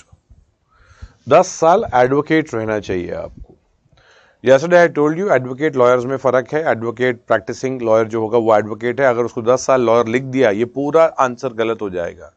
If the UPSC gives you 10 years lawyers, तो डोंट विद लूज रीडिंग हाँ हाँ सही है, नो सही नहीं है, गलत है. 10 years एडवोकेट होना चाहिए. कहाँ का? हाई कोर्ट का ही. मतलब it's not that you are a high court, मतलब you are advocate of a lower court and then you become eligible for Supreme Court. No, you have to be the high court advocate for 10 years. Success मतलब ये high court वो high court 10 high court में practice कर लो आप, but continuously 10 years होना चाहिए. तो या फिर 5 years मिनिमम हाई कोर्ट जज, या फिर एंड मल्टीपल हाई कोर्ट्स भी हो सकते हैं, या फिर 10 years एडवोकेट. ठीक. थर्ड है या फिर मतलब और है, इन the opinion of the president a distinguished jurist. Okay, so third हमें क्या दिखता है, ओपिनियन ऑफ द प्रेसिडेंट एक डिस्टिंग्विश्ड जूरिस्ट है ना. पहले तो ये देखना है कि भाई डिस्टिंग्विश्ड जूरिस्ट होता क्या है. देखो डिस्टिंग्विश्ड जूरिस्ट होते हैं एक राइटर और एन एक्सपर्ट इन लॉ. मतलब somebody having a law background, however is not a judge and also not an advocate. ये दोनों ही नहीं कर रहे. प्रैक्टिस कर रहे होते तो वो आगे होते 10 years एडवोकेट में. और if you would have been a जज, तो हाई कोर्ट जज, so he is already eligible. However, non practising lawyer आप पकड़ लो, आप मतलब डिस्टिंग्विश जूरिस्ट हो गया, somebody who's writer, generally professor इसमें आ जाते हैं, यूनिवर्सिटी के प्रोफेसर जो होंगे, जो लॉ के एक्सपर्ट्स होंगे, तो वो लोग आ सकते हैं इसमें, ठीक है, the writers on law, experts on law, however not practising, मतलब ये 3 क्राइटेरिया हो सकता है, ऐसा, ठीक है। अब इसमें क्या आता है, थिंक, आप खुद सोचिए, सबसे डिफिकल्ट अपॉइंटमेंट किसका होता होगा। अब difficult appointment in the sense, कोई अगर बैठे हैं, let's say any body sitting, let's say collegium में बैठा हुआ है, सो कलीजियम को सबसे डिफिकल्ट कौन से आदमी का बैकग्राउंड चेक करने का लगेगा, सबसे difficult. I give you 1 minute, एक बार सोचिए, सबसे डिफिकल्ट अपॉइंटमेंट कौन सा वाला उनको लगेगा। प्रोसेस तो तीनों का सेम होगा, बट किसी की फाइल ज्यादा देर देखनी पड़ेगी, तो क्या लगता है? ठीक है, तो मोस्ट प्रोबेबली आप लोगों का आंसर आ रहा होगा कि डिस्टिंग्विश्ड जूरिस्ट ही आंसर आ रहा होगा। तो डिस्टिंग्विश्ड जूरिस्ट का जो कॉन्टेक्स्ट है, ये क्यों इसका सबसे डिफिकल्ट है, बिकॉज अब आपको उनकी मे बी बुक्स पढ़नी पड़ेंगी, you will have to read his books, अगर वो राइटर हैं तो बुक्स पढ़नी पड़ेगी उनकी इंटरप्रिटेशन की, अगर वो प्रोफेसर हैं you will have to see his understanding, उनके क्लासेस को देखना पड़ेगा या उनके रिसर्च पेपर्स देखने पड़ेंगे, प्रेजेंटेशन देखनी पड़ेंगी, बहुत ज़्यादा टाइम लग सकता है इसमें, तो बहुत ज़्यादा, as it is very difficult, बहुत डिफिकल्ट है बैकग्राउंड चेक करना, एग्जैक्टली वो एक्सपर्ट हैं कि नहीं है, ठीक है। इसकी वजह से आज तक एक भी अपॉइंटमेंट इस कैटेगरी का नहीं हुआ है, there is not been a single supreme court जज who has had this category, यहां से कोई जज नहीं बना है, मतलब ये बैकग्राउंड से कोई नहीं बना है, ठीक है।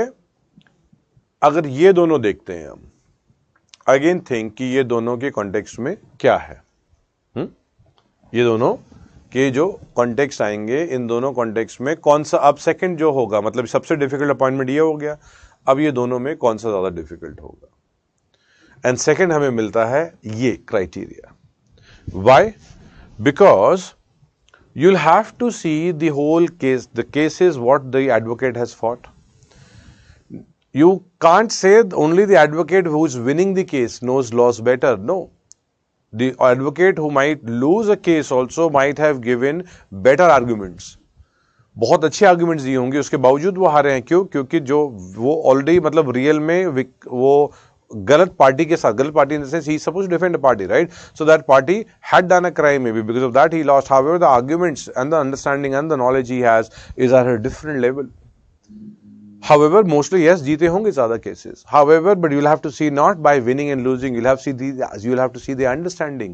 इसकी वजह से ऑलमोस्ट ना के बराबर अपॉइंटमेंट यहां से आए हैं, ना के बराबर है, not even 10%, not even 5% of the total appointment till date. अरे 5% क्या है, नॉट इवन 1% है, आप समझो, मतलब ये लेवल है, अपॉइंटमेंट ही नहीं है, यहां से जीरो नहीं बोल सकते आप। देखो ना, ये एरिया वाई ये स्ट्रांग हो जाता है इंपॉर्टेंट, क्योंकि जो पुराने चीफ जस्टिस ऑफ इंडिया थे वो यही कैटेगरी से आए थे। So last CJI was actually this category only, he was from this category. Indu Malhotra अगर आप देखेंगे, ये बहुत फेमस एडवोकेट, ये बेसिक एडवोकेट भी रही हैं, and she was also supreme court जज। Indu Malhotra was the first supreme court lady who was directly elevated from the bar. Bar basically होता है ना, बार काउंसिल होता है, जैसे जहां पे रजिस्टर करना होता है, एक लॉयर कोई बन गया, लॉयर बनने के बाद उनको बार काउंसिल से रजिस्टर करना होता है अपने आप को। तो अगर बार से डायरेक्टली उठा, बार जो काउंसिल होते हैं, तो ये लोग मतलब इसमें जो ये सब मतलब वो सारे एडवोकेट्स का एक ग्रुप है, तो बहुत बार बोलते हैं कि बार से डायरेक्टली एलिवेट कर दिया है उनको। तो बार से एलिवेट मतलब the person was not a जज, हाउएवर एन एडवोकेट, तो she was directly elevated from bar. And जो कोई भी लेडी या कोई पर्सन जो फर्स्ट बनते हैं, वो अपने हमेशा ही फैक्चुअल इंपॉर्टेंट रहता है information. So that was the name of Indu Malhotra would always be staying important, that she was the first lady who was directly elevated from bar. तो मतलब सारे के सारे अपॉइंटमेंट यहीं से हैं, 99% of the appointments have been through this, because this is the easiest. ये easiest क्यों है?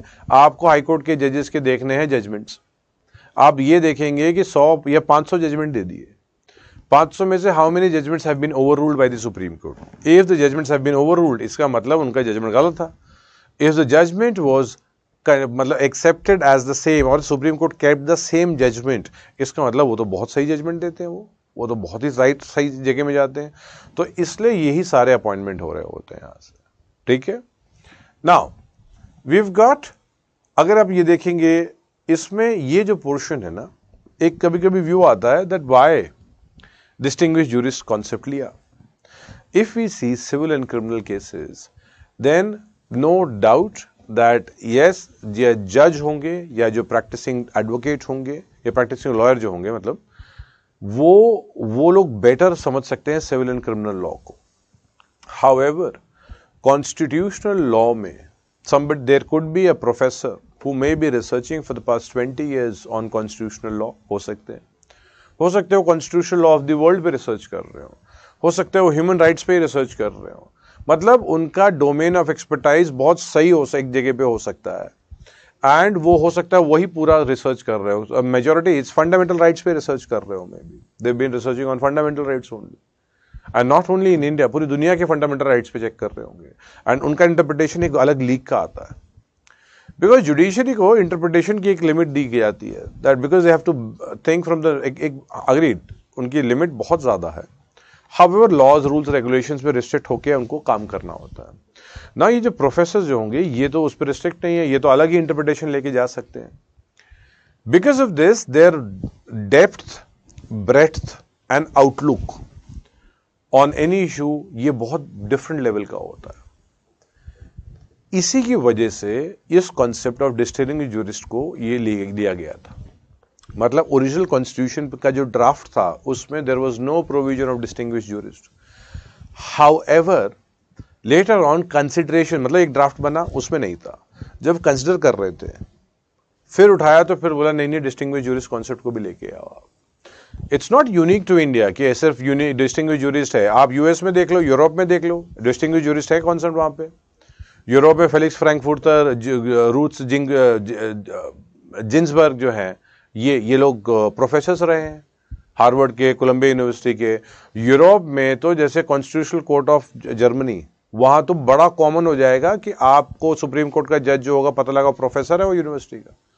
It means there is nothing unique about it, और उल्टा यहां से आएंगे तो अच्छी बात है, but we have never had any जज who is been from this particular category, so that is where the problem is. ठीक है, so we got just 1 second.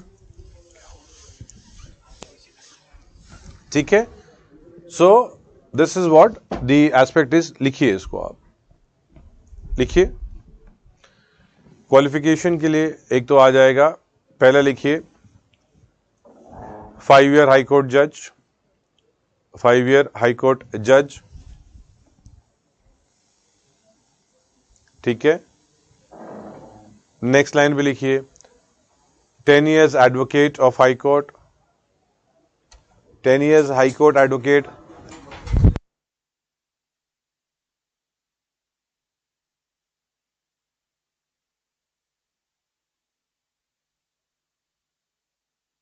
So 10 years advocate, 10 years advocate जो हो गया। ठीक है, यहां पे आप लिख लेंगे इंदु मल्होत्रा मैडम का, उनका भी नाम लिख लो, फैक्चुअल इंफॉर्मेशन आ जाएगी। Indu Malhotra, first supreme court lady जज who was elevated from bar. Indu Malhotra, first supreme court lady जज who was elevated from bar. ठीक है, एंड आपको बता दिया है लास्ट सीजीआई जो थे वो भी यहीं से थे, यही कैटेगरी के थे वो, मतलब 10 years ये वाला क्वालिफिकेशन होल्ड करते थे।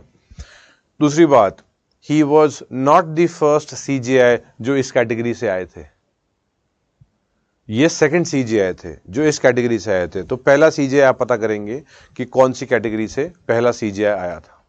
ठीक है, मतलब who was the first CGI who was directly elevated from bar. ऐसा नहीं होता कि बार से उठा के सीधा सीजीआई बना दिया जाएगा, नो, बार से उठा के सुप्रीम कोर्ट में बैठा दिया जाएगा, फिर वो सीनियर होते रहेंगे होते रहेंगे होते रहेंगे, एंड बाद में जो सीनियर मोस्ट हो गए तो सीजीआई बन गए। एक और बताता हूं आपको, एक बड़ा इंटरेस्टिंग है नीचे, let me I will tell you about one interesting information. ये ना वांचू साहब को अगर आप देखेंगे,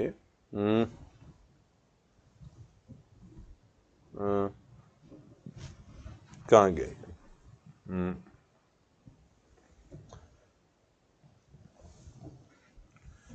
इसमें टाइपिंग का कहाँ चला गया?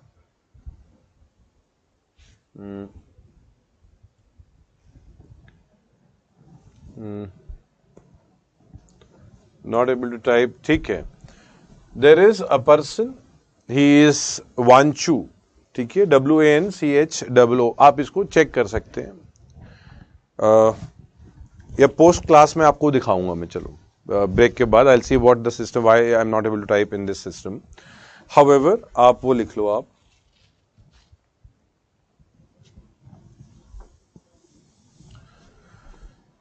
लिखिए distinguished jurist in the opinion of the president, distinguished jurist in the opinion of the president, distinguished jurist,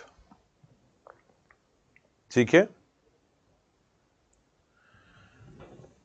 ये हाई कोर्ट में नहीं है, there is no qualification like this in the high court, मतलब high court has no distinguished jurist concept, तो bracket में लिख लो high court has no distinguished jurist concept, high court has no distinguished jurist concept, मतलब high court के criteria of the appointment में, उनके qualification में कोई क्राइटेरिया डिस्टिंग्विश्ड जूरिस्ट का नहीं होता है, ठीक है, डिस्टिंग्विश्ड जूरिस्ट का कॉन्सेप्ट नहीं है।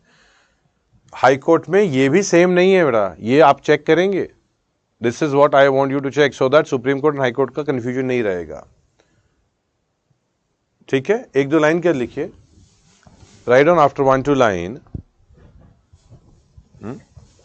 एक दो लाइन क्या लिखिएगा,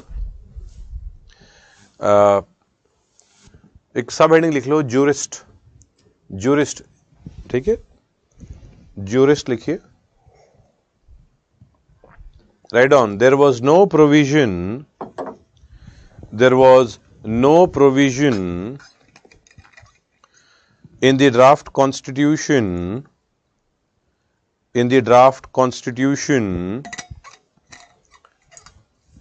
for the practicing of, for the appointment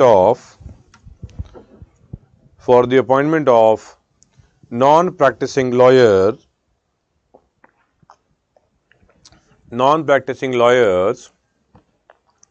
as judges of Supreme Court,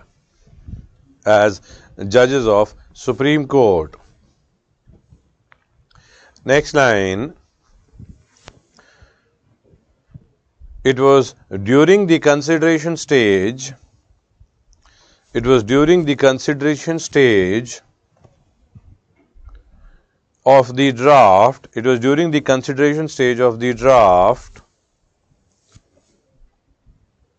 the draft, that provision of a distinguished jurist was included, provision of distinguished jurist was included, full stop, continue. Interpretation of the Constitution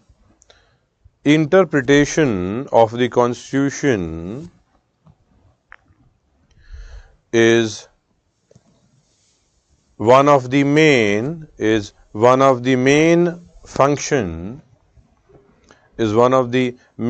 functions of Supreme Court, comma, and it is in fitness, FITNESS,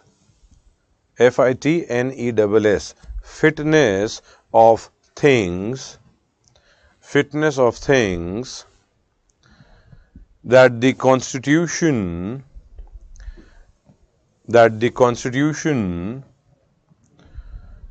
provides for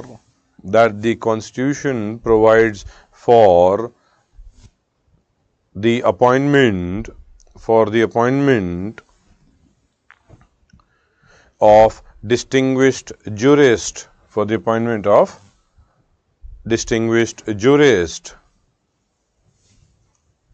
full stop, continue. At times a non-practicing lawyer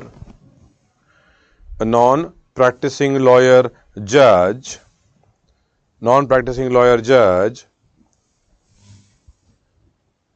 might be in a better position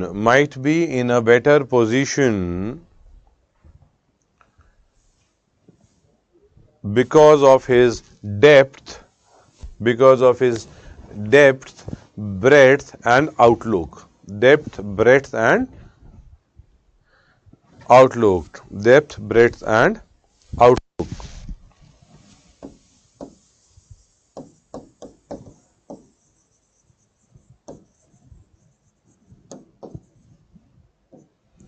Next line, Felix Frankfurter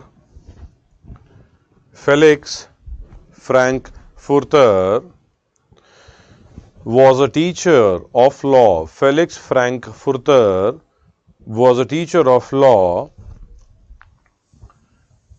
at Harvard. Furter, F-U-R-T-E-R. Furter was teacher of law at Harvard before his appointment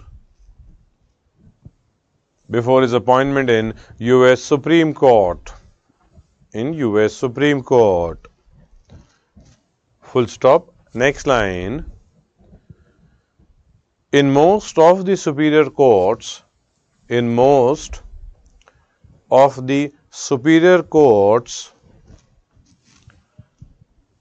in European countries,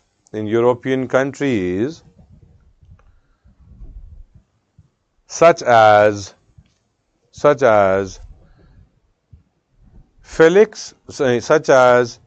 Federal Constitutional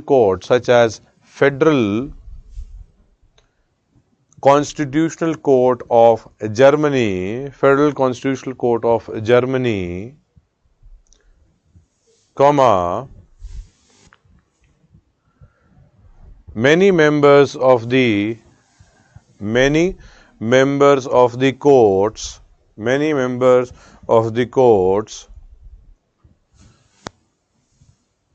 are university professors. Many members of the courts are university professors. ठीक है? Let me see और क्या है? Vice President comment on NJAC. बेटा वो तो देखो, people, executive and the other people would keep on commenting. However, as of now वो अभी आपको जरूरत नहीं है. इतना आप मान के चलो, मतलब you read paper on a daily basis, right? So उनका ओवरऑल है कि they disagree with the Supreme Court judgment on NJAC. उनका डिसएग्रीमेंट शो किया हुआ है. Also he said that वो even केशवानंद भारती केस से डिसएग्री करते हैं. उन्होंने बोला with due respect to judiciary I disagree and he has all the right to speak. तो ये कंटिन्यूसली ये इशू चलता रहेगा. सो every time anybody says a statement उसके पीछे नहीं भागना है बेटा. Let the thing get mature. हाँ, बट अखबार तो डेली पढ़ना है आपको. ठीक है? If government representative becomes part of the collegium system but only as an observer, not giving any power to them to take decision or to give opinion, is it possible? Comparatively would be a better option. However, observer बनने का कोई मतलब ही नहीं होता है. मतलब कोई मतलब इसलिए नहीं होता बिकॉज गवर्नमेंट को चाहिए पॉइंट कि भाई, क्योंकि ऐसा तो है नहीं कि अपॉइंटमेंट किसका हो जाएगा. देखो क्या होता है, कलीजियम ने नाम डिस्कस किया बहुत सारे, उसके बाद और उस टाइम पे गवर्नमेंट भी अपने लोगों के मतलब कुछ एडवोकेट जो उनको अच्छे लगते हैं उनके नाम भी आगे भेजती है, जजेस के नाम भी आगे भेजती है. डिस्कस कलीजियम कर रहे होते सारा का सारा. ठीक है? After that they send it to the government. फिर लॉ मिनिस्ट्री उसको वेट करती है, सारे नेम्स देखती है. So it's not that they don't know exactly कौन होंगे, पूरा चेक किया जाता है. उसके बाद सबके बैकग्राउंड चेक्स होते हैं, आईबी उनका बैकग्राउंड चेक कर रही होती है सबका. आफ्टर दैट उसमें से कुछ जगह पे क्वेश्चंस हो सकते हैं, दैट कुछ कंट्रोवर्शियल पॉइंट्स हो सकते हैं, that we feel that the person has some case, क्या कोई उनका एलिगेशन आया हुआ है, तो वो वापस से रिकमेंडेशन भेजी जाती है कि इनके नाम कंसिडर ना किए जाए. फिर वापस से जुडिशरी वापस से पुश कर सकती है, नहीं हम तो चाहते हैं इनको करना. Then president has to do the appointment. ये क्राइटेरिया होता है. However still time limit is not there. तो अगर कोई गवर्नमेंट का रिप्रेजेंटेटिव ऑब्जर्वर बन भी गया तो बैठ के वो उसका, जब तक उसके पावर नहीं है कि टू मेक डिसीजन या टू चेंज डिसीजंस, तब तक कोई मतलब नहीं। सरकार को चाहिए ही नहीं ये ऑब्जर्वर स्टेटस, वो चाहिए पावर। ठीक है, that is where the issue is. ठीक है बेटा, लॉयर एडवोकेट प्रैक्टिसिंग कॉन्टेक्स्ट से, एक प्रैक्टिस कर रहा है, एक प्रैक्टिस नहीं कर रहा होता है। ठीक है, one is practising, another is not practising. एक बार के रजिस्टर होगा, एक सिर्फ लॉ करके बैठे हुए हैं। ठीक है, so you got the aspect 124 clause 3, ये ओवर हो गया। Now is 124 clause 4। ठीक है, अलग से हेडिंग लिखिएगा 124 clause 4 and see clause wise we will not go for all articles. ये क्योंकि why are we going clause wise here, because there are many domains within article 124 जो कि बहुत इंपॉर्टेंट है, इसी की वजह से हमें जाना पड़ रहा है।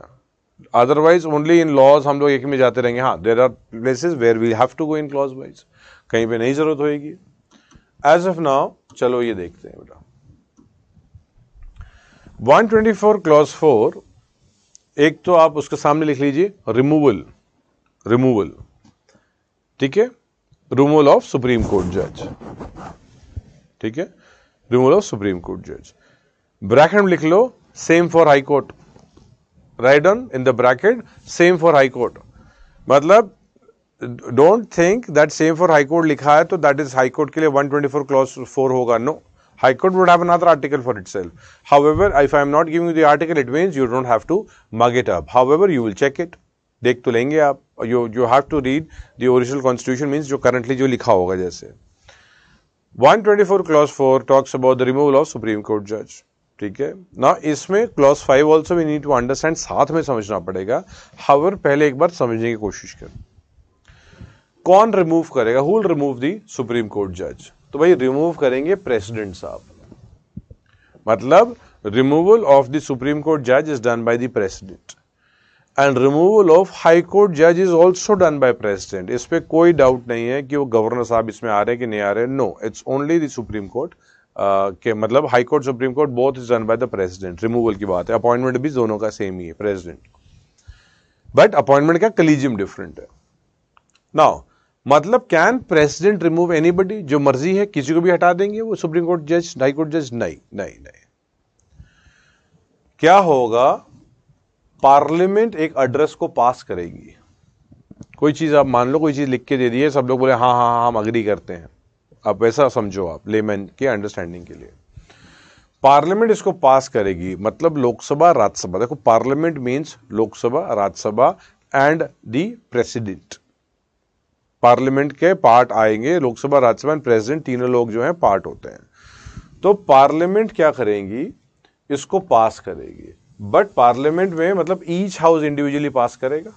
ईच हाउस मतलब लोकसभा, राज्यसभा अपना अलग अलग, दोनों साथ में नहीं बैठ रहे, they are not sitting together. Now what kind of majority is required? Supported by a majority of the total membership. Total membership चाहिए, मतलब इफ द टोटल मेंबरशिप अगर मान लो 500 है तो 251 चाहिए आपको कम से कम। And by majority of not less than 2/3, मतलब 2/3 का क्राइटेरिया भी फुलफिल करना है आपको। दो क्राइटेरिया, ये टाइप के जो रिमूवल हैं या जो भी ये चेंजेस हैं, this is basically how the constitution amendment, ये पूरा संविधान का अमेंडमेंट है। इस मतलब संविधान के अमेंडमेंट में भी यही तरीका होता है।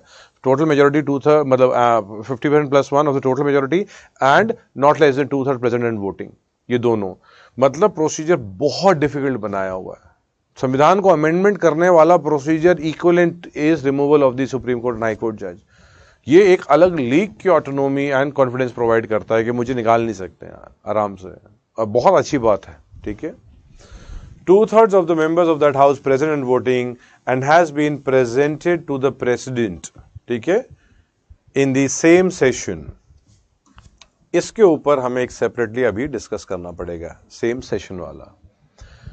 तो ओवरऑल आप मानो प्रोसेस क्या है, अभी प्रोसीजर क्या है उस पर हम पहुंचे नहीं है।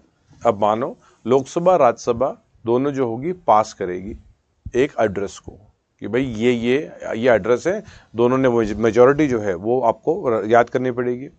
जब भी whenever you see a majority, एक लूजली ऐसे याद नहीं कर लेना है कि हाँ हाँ ये स्पेशल मेजॉरिटी है, ये है, नहीं नहीं, मेजॉरिटीज में बहुत केयरफुल रहिएगा। देखो मेजॉरिटी में अगर सवाल आएगा तो एक ही सवाल आएगा एक पेपर में जनरली, मतलब there is no fix criteria कि एक ही सवाल होता है। हाउएवर जनरली वी फाइंड एक डोमेन से एक से ज्यादा सवाल नहीं पूछे जाते हैं, बिकॉज दैट इज वो फिर ब्रेथनेस, फिर वो एक वाइड एरिया कवर हो जाता है। मान लो जैसे 4 सवाल सिर्फ एग्जीक्यूटिव से पूछ लिए तो ये बेटर नहीं है। इसमें है कि भाई एक सवाल या 2 सवाल एग्जीक्यूटिव हो गया, फिर भाई एक लेजिस्लेचर हो गया, एक कुछ और हो गया, तो थोड़ा डोमेन वाइड होता है। हाउएवर एक ही पॉइंट, मतलब मेजॉरिटी तो एक ही पॉइंट हो गया, मेजॉरिटी के अंदर फिर और 2-3 सवाल आना डिफिकल्ट होते हैं, तो सवाल तो एक ही शायद आएगा मोस्ट प्रॉब्ली। हाउएवर वो क्वेश्चन में क्या होता है, इतने टाइप की मेजॉरिटीज हो जाती है ना, कभी इफेक्टिव है, कभी स्पेशल है, कभी प्रेजेंट का सिर्फ 2/3 है, कभी टोटल का 2/3 है, तो बड़ा कंफ्यूजन हो सकता है। इसलिए हमेशा केयरफुल रहेगा। See wherever there would be confusion, I keep on informing you. जिसने उन्होंने बताया जहां कन्वेंशन दिखेगा you have to memorize it, you have to keep in the mind that ये कन्वेंशन है, ये लॉ नहीं है। लाइकवाइज जहां मेजोरिटी है तो कौन सी टाइप की मेजोरिटी है उसको अलग से ध्यान से देखने की जरूरत है। तो कॉन्टेक्स्ट क्या हुआ, दोनों हाउस ने पास कर दिया अपना अपना, ठीक है। उसके बाद प्रेसिडेंट साहब के पास पहुंच गया, प्रेसिडेंट साहब के पास पहुंच गया, प्रेसिडेंट ने हाँ भाई वो कर दिया, प्रेसिडेंट ने टप्पा मार दिया है उसको, उस दिन वो जज रिमूव हो गया। दैट इज व्हाट एक सिंपलेस्ट एस्पेक्ट का अंडरस्टैंडिंग है। Things does not end here, मतलब वो तो रिमूव हो गए, एग्जाम के लिए तो थोड़ा हमें और देखना है। एक बात देखनी है हमें कि लिखा है सेम सेशन, तो now first will have to understand the sessions, कि सेशंस होते क्या क्या है, ठीक है। सेशंस जो है वो अंडरस्टैंडिंग है लेजिस्लेचर का पार्ट, तो अभी लेजिस्लेचर में हमें जाना पड़ेगा। I am not going to dictate you anything अभी, क्योंकि लेजिस्लेचर में हम फिर से वो करेंगे हम, तो हम उसको डिक्टेशन एस्पेक्ट में साथ में लिखेंगे हम उसको। इसके लिए अभी आप सिर्फ समझिए, no need to write, session का कॉन्टेक्स्ट की मैं बात कर रहा हूं। ऑल्सो अगर आप देखेंगे तो इसमें लिखा है प्रूव्ड मिसबिहेवियर और इनकैपेसिटी। कोई भी बॉडी का रिमूवल में अगर कोई ग्राउंड है वो मेंशन, वो याद होना बहुत जरूरी है एग्जाम के लिए। सुप्रीम कोर्ट के जजेस, हाई कोर्ट के जजेस, सिर्फ 2 ग्राउंड्स हो सकते हैं रिमूवल के लिए, आइदर प्रूव्ड मिसबिहेवियर और इनकैपेसिटी। ये प्रूव करना है, बिकॉज प्रूव्ड मिसबिहेवियर और इनकैपेसिटी है तो आपको प्रूव करना पड़ेगा भाई ऐसा हुआ है।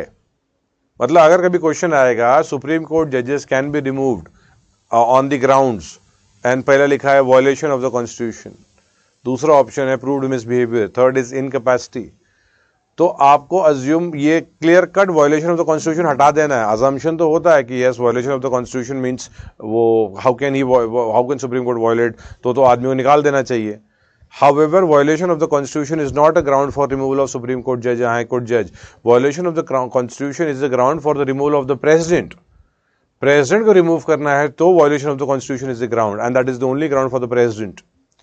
So आपको ये 2 बातें बता दी है। एक तो टाइप ऑफ मेजोरिटी हमेशा देखेंगे कौन सा टाइप की मेजोरिटी है, सेकेंडली आप ये भी देखेंगे कौन सा ग्राउंड उनके लिए फॉलो होगा।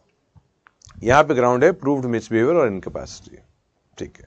Before we go into the procedure for the removal, let me explain you the sessions. एक बार sessions देख लेते हैं। No need to write anything, इनको हम बाद में लिखेंगे, ठीक है।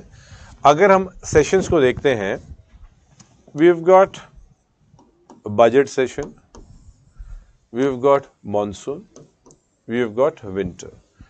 इवन देखो अगर डिटेल में बेटा ये नहीं समझ में आ रहा, डोंट वरी, हम लोग फिर से इसको करने वाले हैं। ये सिर्फ आपको वहां सेशन लिखा है तो I have to explain you that, ताकि और अच्छी अंडरस्टैंडिंग आ जाए। देखो एक टर्म होता है summon, and we are not writing anything as of now, ये हम लेजिस्लेचर में लिख देंगे। एक होता है प्रोरोगेशन, एक होता है adjournment, another is adjournment sine die, बहुत बार इसको sine die बोलते हैं, however sine die होता है ये, and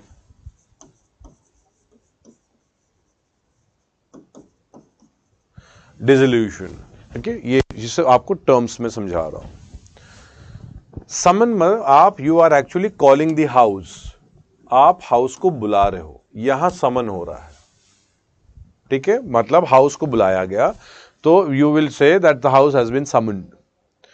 समन की पावर जो है ये प्रेसिडेंट के पास होती है, मतलब हु समन्स द हाउस, ये प्रेसिडेंट होंगे, जो प्रेसिडेंट।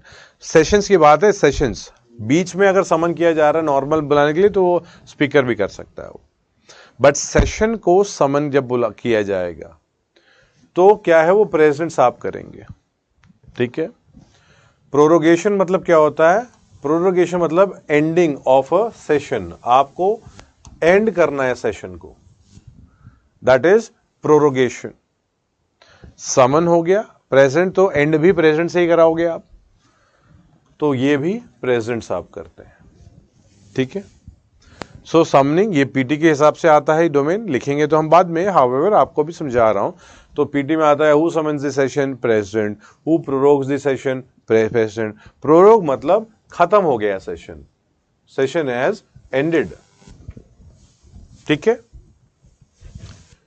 एडजर्नमेंट जो है, एडजर्नमेंट मतलब एंड ऑफ अ सिटिंग होती है। और देखो यहां पे ये जो चीजें हैं ना, ये जो है समन, ये आप समझो स्टेट के लिए ये एमएलए, ये गवर्नर करेंगे वो, तो स्टेट का जब आपका जो वेस्ट बंगाल की जब असेंबली का जब सेशन होगा तो वो गवर्नर साहब कर रहे होंगे, बुला रहे होंगे, जब वो सेशन खत्म होगा तो गवर्नर साहब प्रोरोग कर रहे होंगे, ठीक है।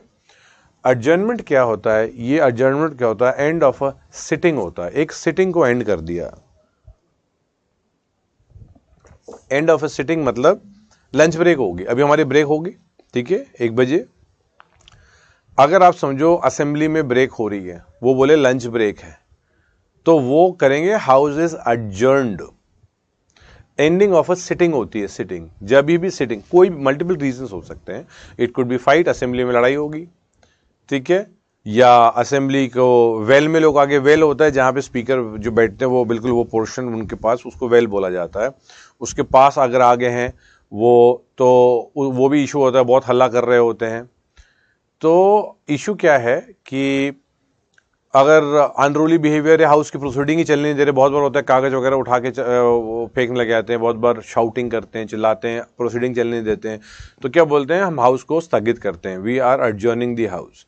सो एडजर्नमेंट जो है वो एक सिटिंग को एंड करता है, वो कुछ देर के लिए भी हो सकता है, 1 घंटे के लिए भी हो सकता है, 4 घंटे के लिए भी हो सकता है, 2 दिन के लिए भी हो सकता है, 20 दिन के लिए भी कर लो आप, एडजर्नमेंट आप कर रहे हो, ठीक है। आप देखो, आप समन प्रोरोग तो प्रेसिडेंट से करा रहे हो, एडजर्नमेंट तो डेली होगा, डेली लंच ब्रेक होगी, डेली शाम को 5 बजे बोलेंगे चलो कल मिलते हैं सुबह 9 बजे, क्योंकि सिटिंग एंड हो रही है ना शाम को कि आज का सेशन खत्म हो गया।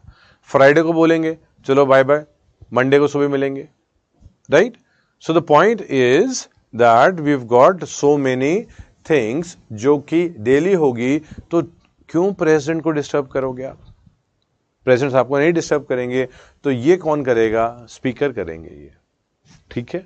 एडजर्नमेंट जो होगा ये स्पीकर कर रहे हैं, ठीक है, ठीक है। तो अगर ये एडजर्नमेंट है तो एडजर्नमेंट फिर सीनेडीए क्या होता है, देखो एडजर्नमेंट में क्या हो रहा है, आप बताते हो 1 घंटे बाद मिलूंगा, बताओगे फ्राइडे को, मंडे को मिल रहा हूं सुबह 9 बजे, मतलब आप बताओगे दिवाली छुट्टी के बाद मिल रहा हूं, आप बताओगे दुर्गा पूजा के बाद मिल रहे हैं, डेट दे दोगे आपकी तब मिलने वाले हैं। एडजर्नमेंट सीनेडीए में आप टाइम नहीं बताते हो, आप बोलते हो हाउस स्थगित है, the house has been adjournment sine die has happened, it means when you will meet back, ये बताया नहीं जाता है। ये जनरली कब किया जाता है, जब हाउस का बिहेवियर ऐसा हो कि बड़ा डिफिकल्ट हो कि कैसे ये चीजों को सॉल्व करें, पता नहीं कल होगा, परसों होगा, 5 दिन बाद होगा, तो क्या करते हैं एडजर्नमेंट सीनेडीए कर देते हैं। ऐसा भी हो सकता है एडजर्नमेंट सीनेडीए कर लें और आधे घंटे में फिर बोल दे वापस से हाउस को आ जाओ, आप जनरली करते नहीं है। However they may call you after 2 days, they may call you after 4 days, वापस से डेट्स नहीं देंगे। While doing adjournment sine die they can not give you 2 days 4 days, जब कब मिलना है नहीं बताएंगे, ठीक है। सो डिफरेंस क्या है, एडजर्नमेंट में वापस कब मिलोगे बताओगे, ये नहीं बताओगे कब मिलोगे, ये भी स्पीकर जो है ये वही करते हैं, ठीक है। डिसोल्यूशन क्या होता है, एंड ऑफ द हाउस, मतलब पूरा लोकसभा नया इलेक्शन होगा पूरा, जैसे वेस्ट बंगाल की असेंबली पूरा री इलेक्ट होके आएगी। अभी जैसे वेस्ट बंगाल में इलेक्शंस हुए थे कुछ टाइम लास्ट ईयर, और बेसिकली लास्ट जो टाइम है हमने देखा था ना अभी इलेक्शन में, where even the CM could not win and finally she again gets elected. ये हम आपको एग्जीक्यूटिव के कॉन्टेक्स्ट में देखेंगे, बहुत इंपॉर्टेंट डोमेन आ जाएगा। उससे आप समझेंगे कि कभी कोई हारने के बावजूद कैसे वो कंटिन्यू कर सकते हैं। एंड ये प्रोविजन कॉन्स्टिट्यूशनल प्रोविजन है, आर्टिकल 75 में हम देखेंगे ये। हाँ, बट वो एमपी के कॉन्टेक्स्ट में देखेंगे, ये तो स्टेट का एमएलए का कॉन्टेक्स्ट होगा। ठीक है। So overall, your understanding regarding what is happening around you and why the issue is being created या exactly issue है क्या, वो धीरे धीरे समझ में आता रहेगा। However, everything we need to give time to। ठीक है। पूरा खत्म हो जाएगा। 2024 में अगले साल लोकसभा मतलब नेक्स्ट इलेक्शन होने वाला है, तो 2024 में हाउस डिसॉल्व कर दिया जाएगा। House would be dissolved. Dissolve house के बाद नेक्स्ट इलेक्शन ही होगा। उसके मतलब नेक्स्ट इलेक्शन जो है वो नई लोकसभा बनेगी। आदमी लोग सेम हो सकते हैं, जैसे आप देखो 2014 से 2019 we had one government and 2019 to 2024 we'll have another government. However, PM साहब जो हैं वो दोनों में सेम है, बट उन्होंने यहाँ पे भी इलेक्शन कंटेस्ट किया। He again had to contest election है, वापस से लड़ा है उन्होंने election. So you may have the same people coming again and again, बार बार आ सकते हैं, but every 5 years they'll have to contest election, maximum 5 years, उससे पहले भी सरकार गिर सकती है। And when we'll see the topic of legislature, we would see there have been many governments who could not even continue 5 years tenure. ठीक है? So, in terms of the sessions, हमने क्या क्या चीजें देख ली? We have seen that session समझने के लिए हमने देख लिया 3 सेशंस होते हैं। आप एक स्किप भी कर सकते हो सेशन को। आप मान लो आपने मॉनसून को हटा ही दिया, आपने मान लो, imagine that. However, maximum gap between 2 sessions cannot be more than 6 months. 6 महीने का गैप नहीं हो सकता है।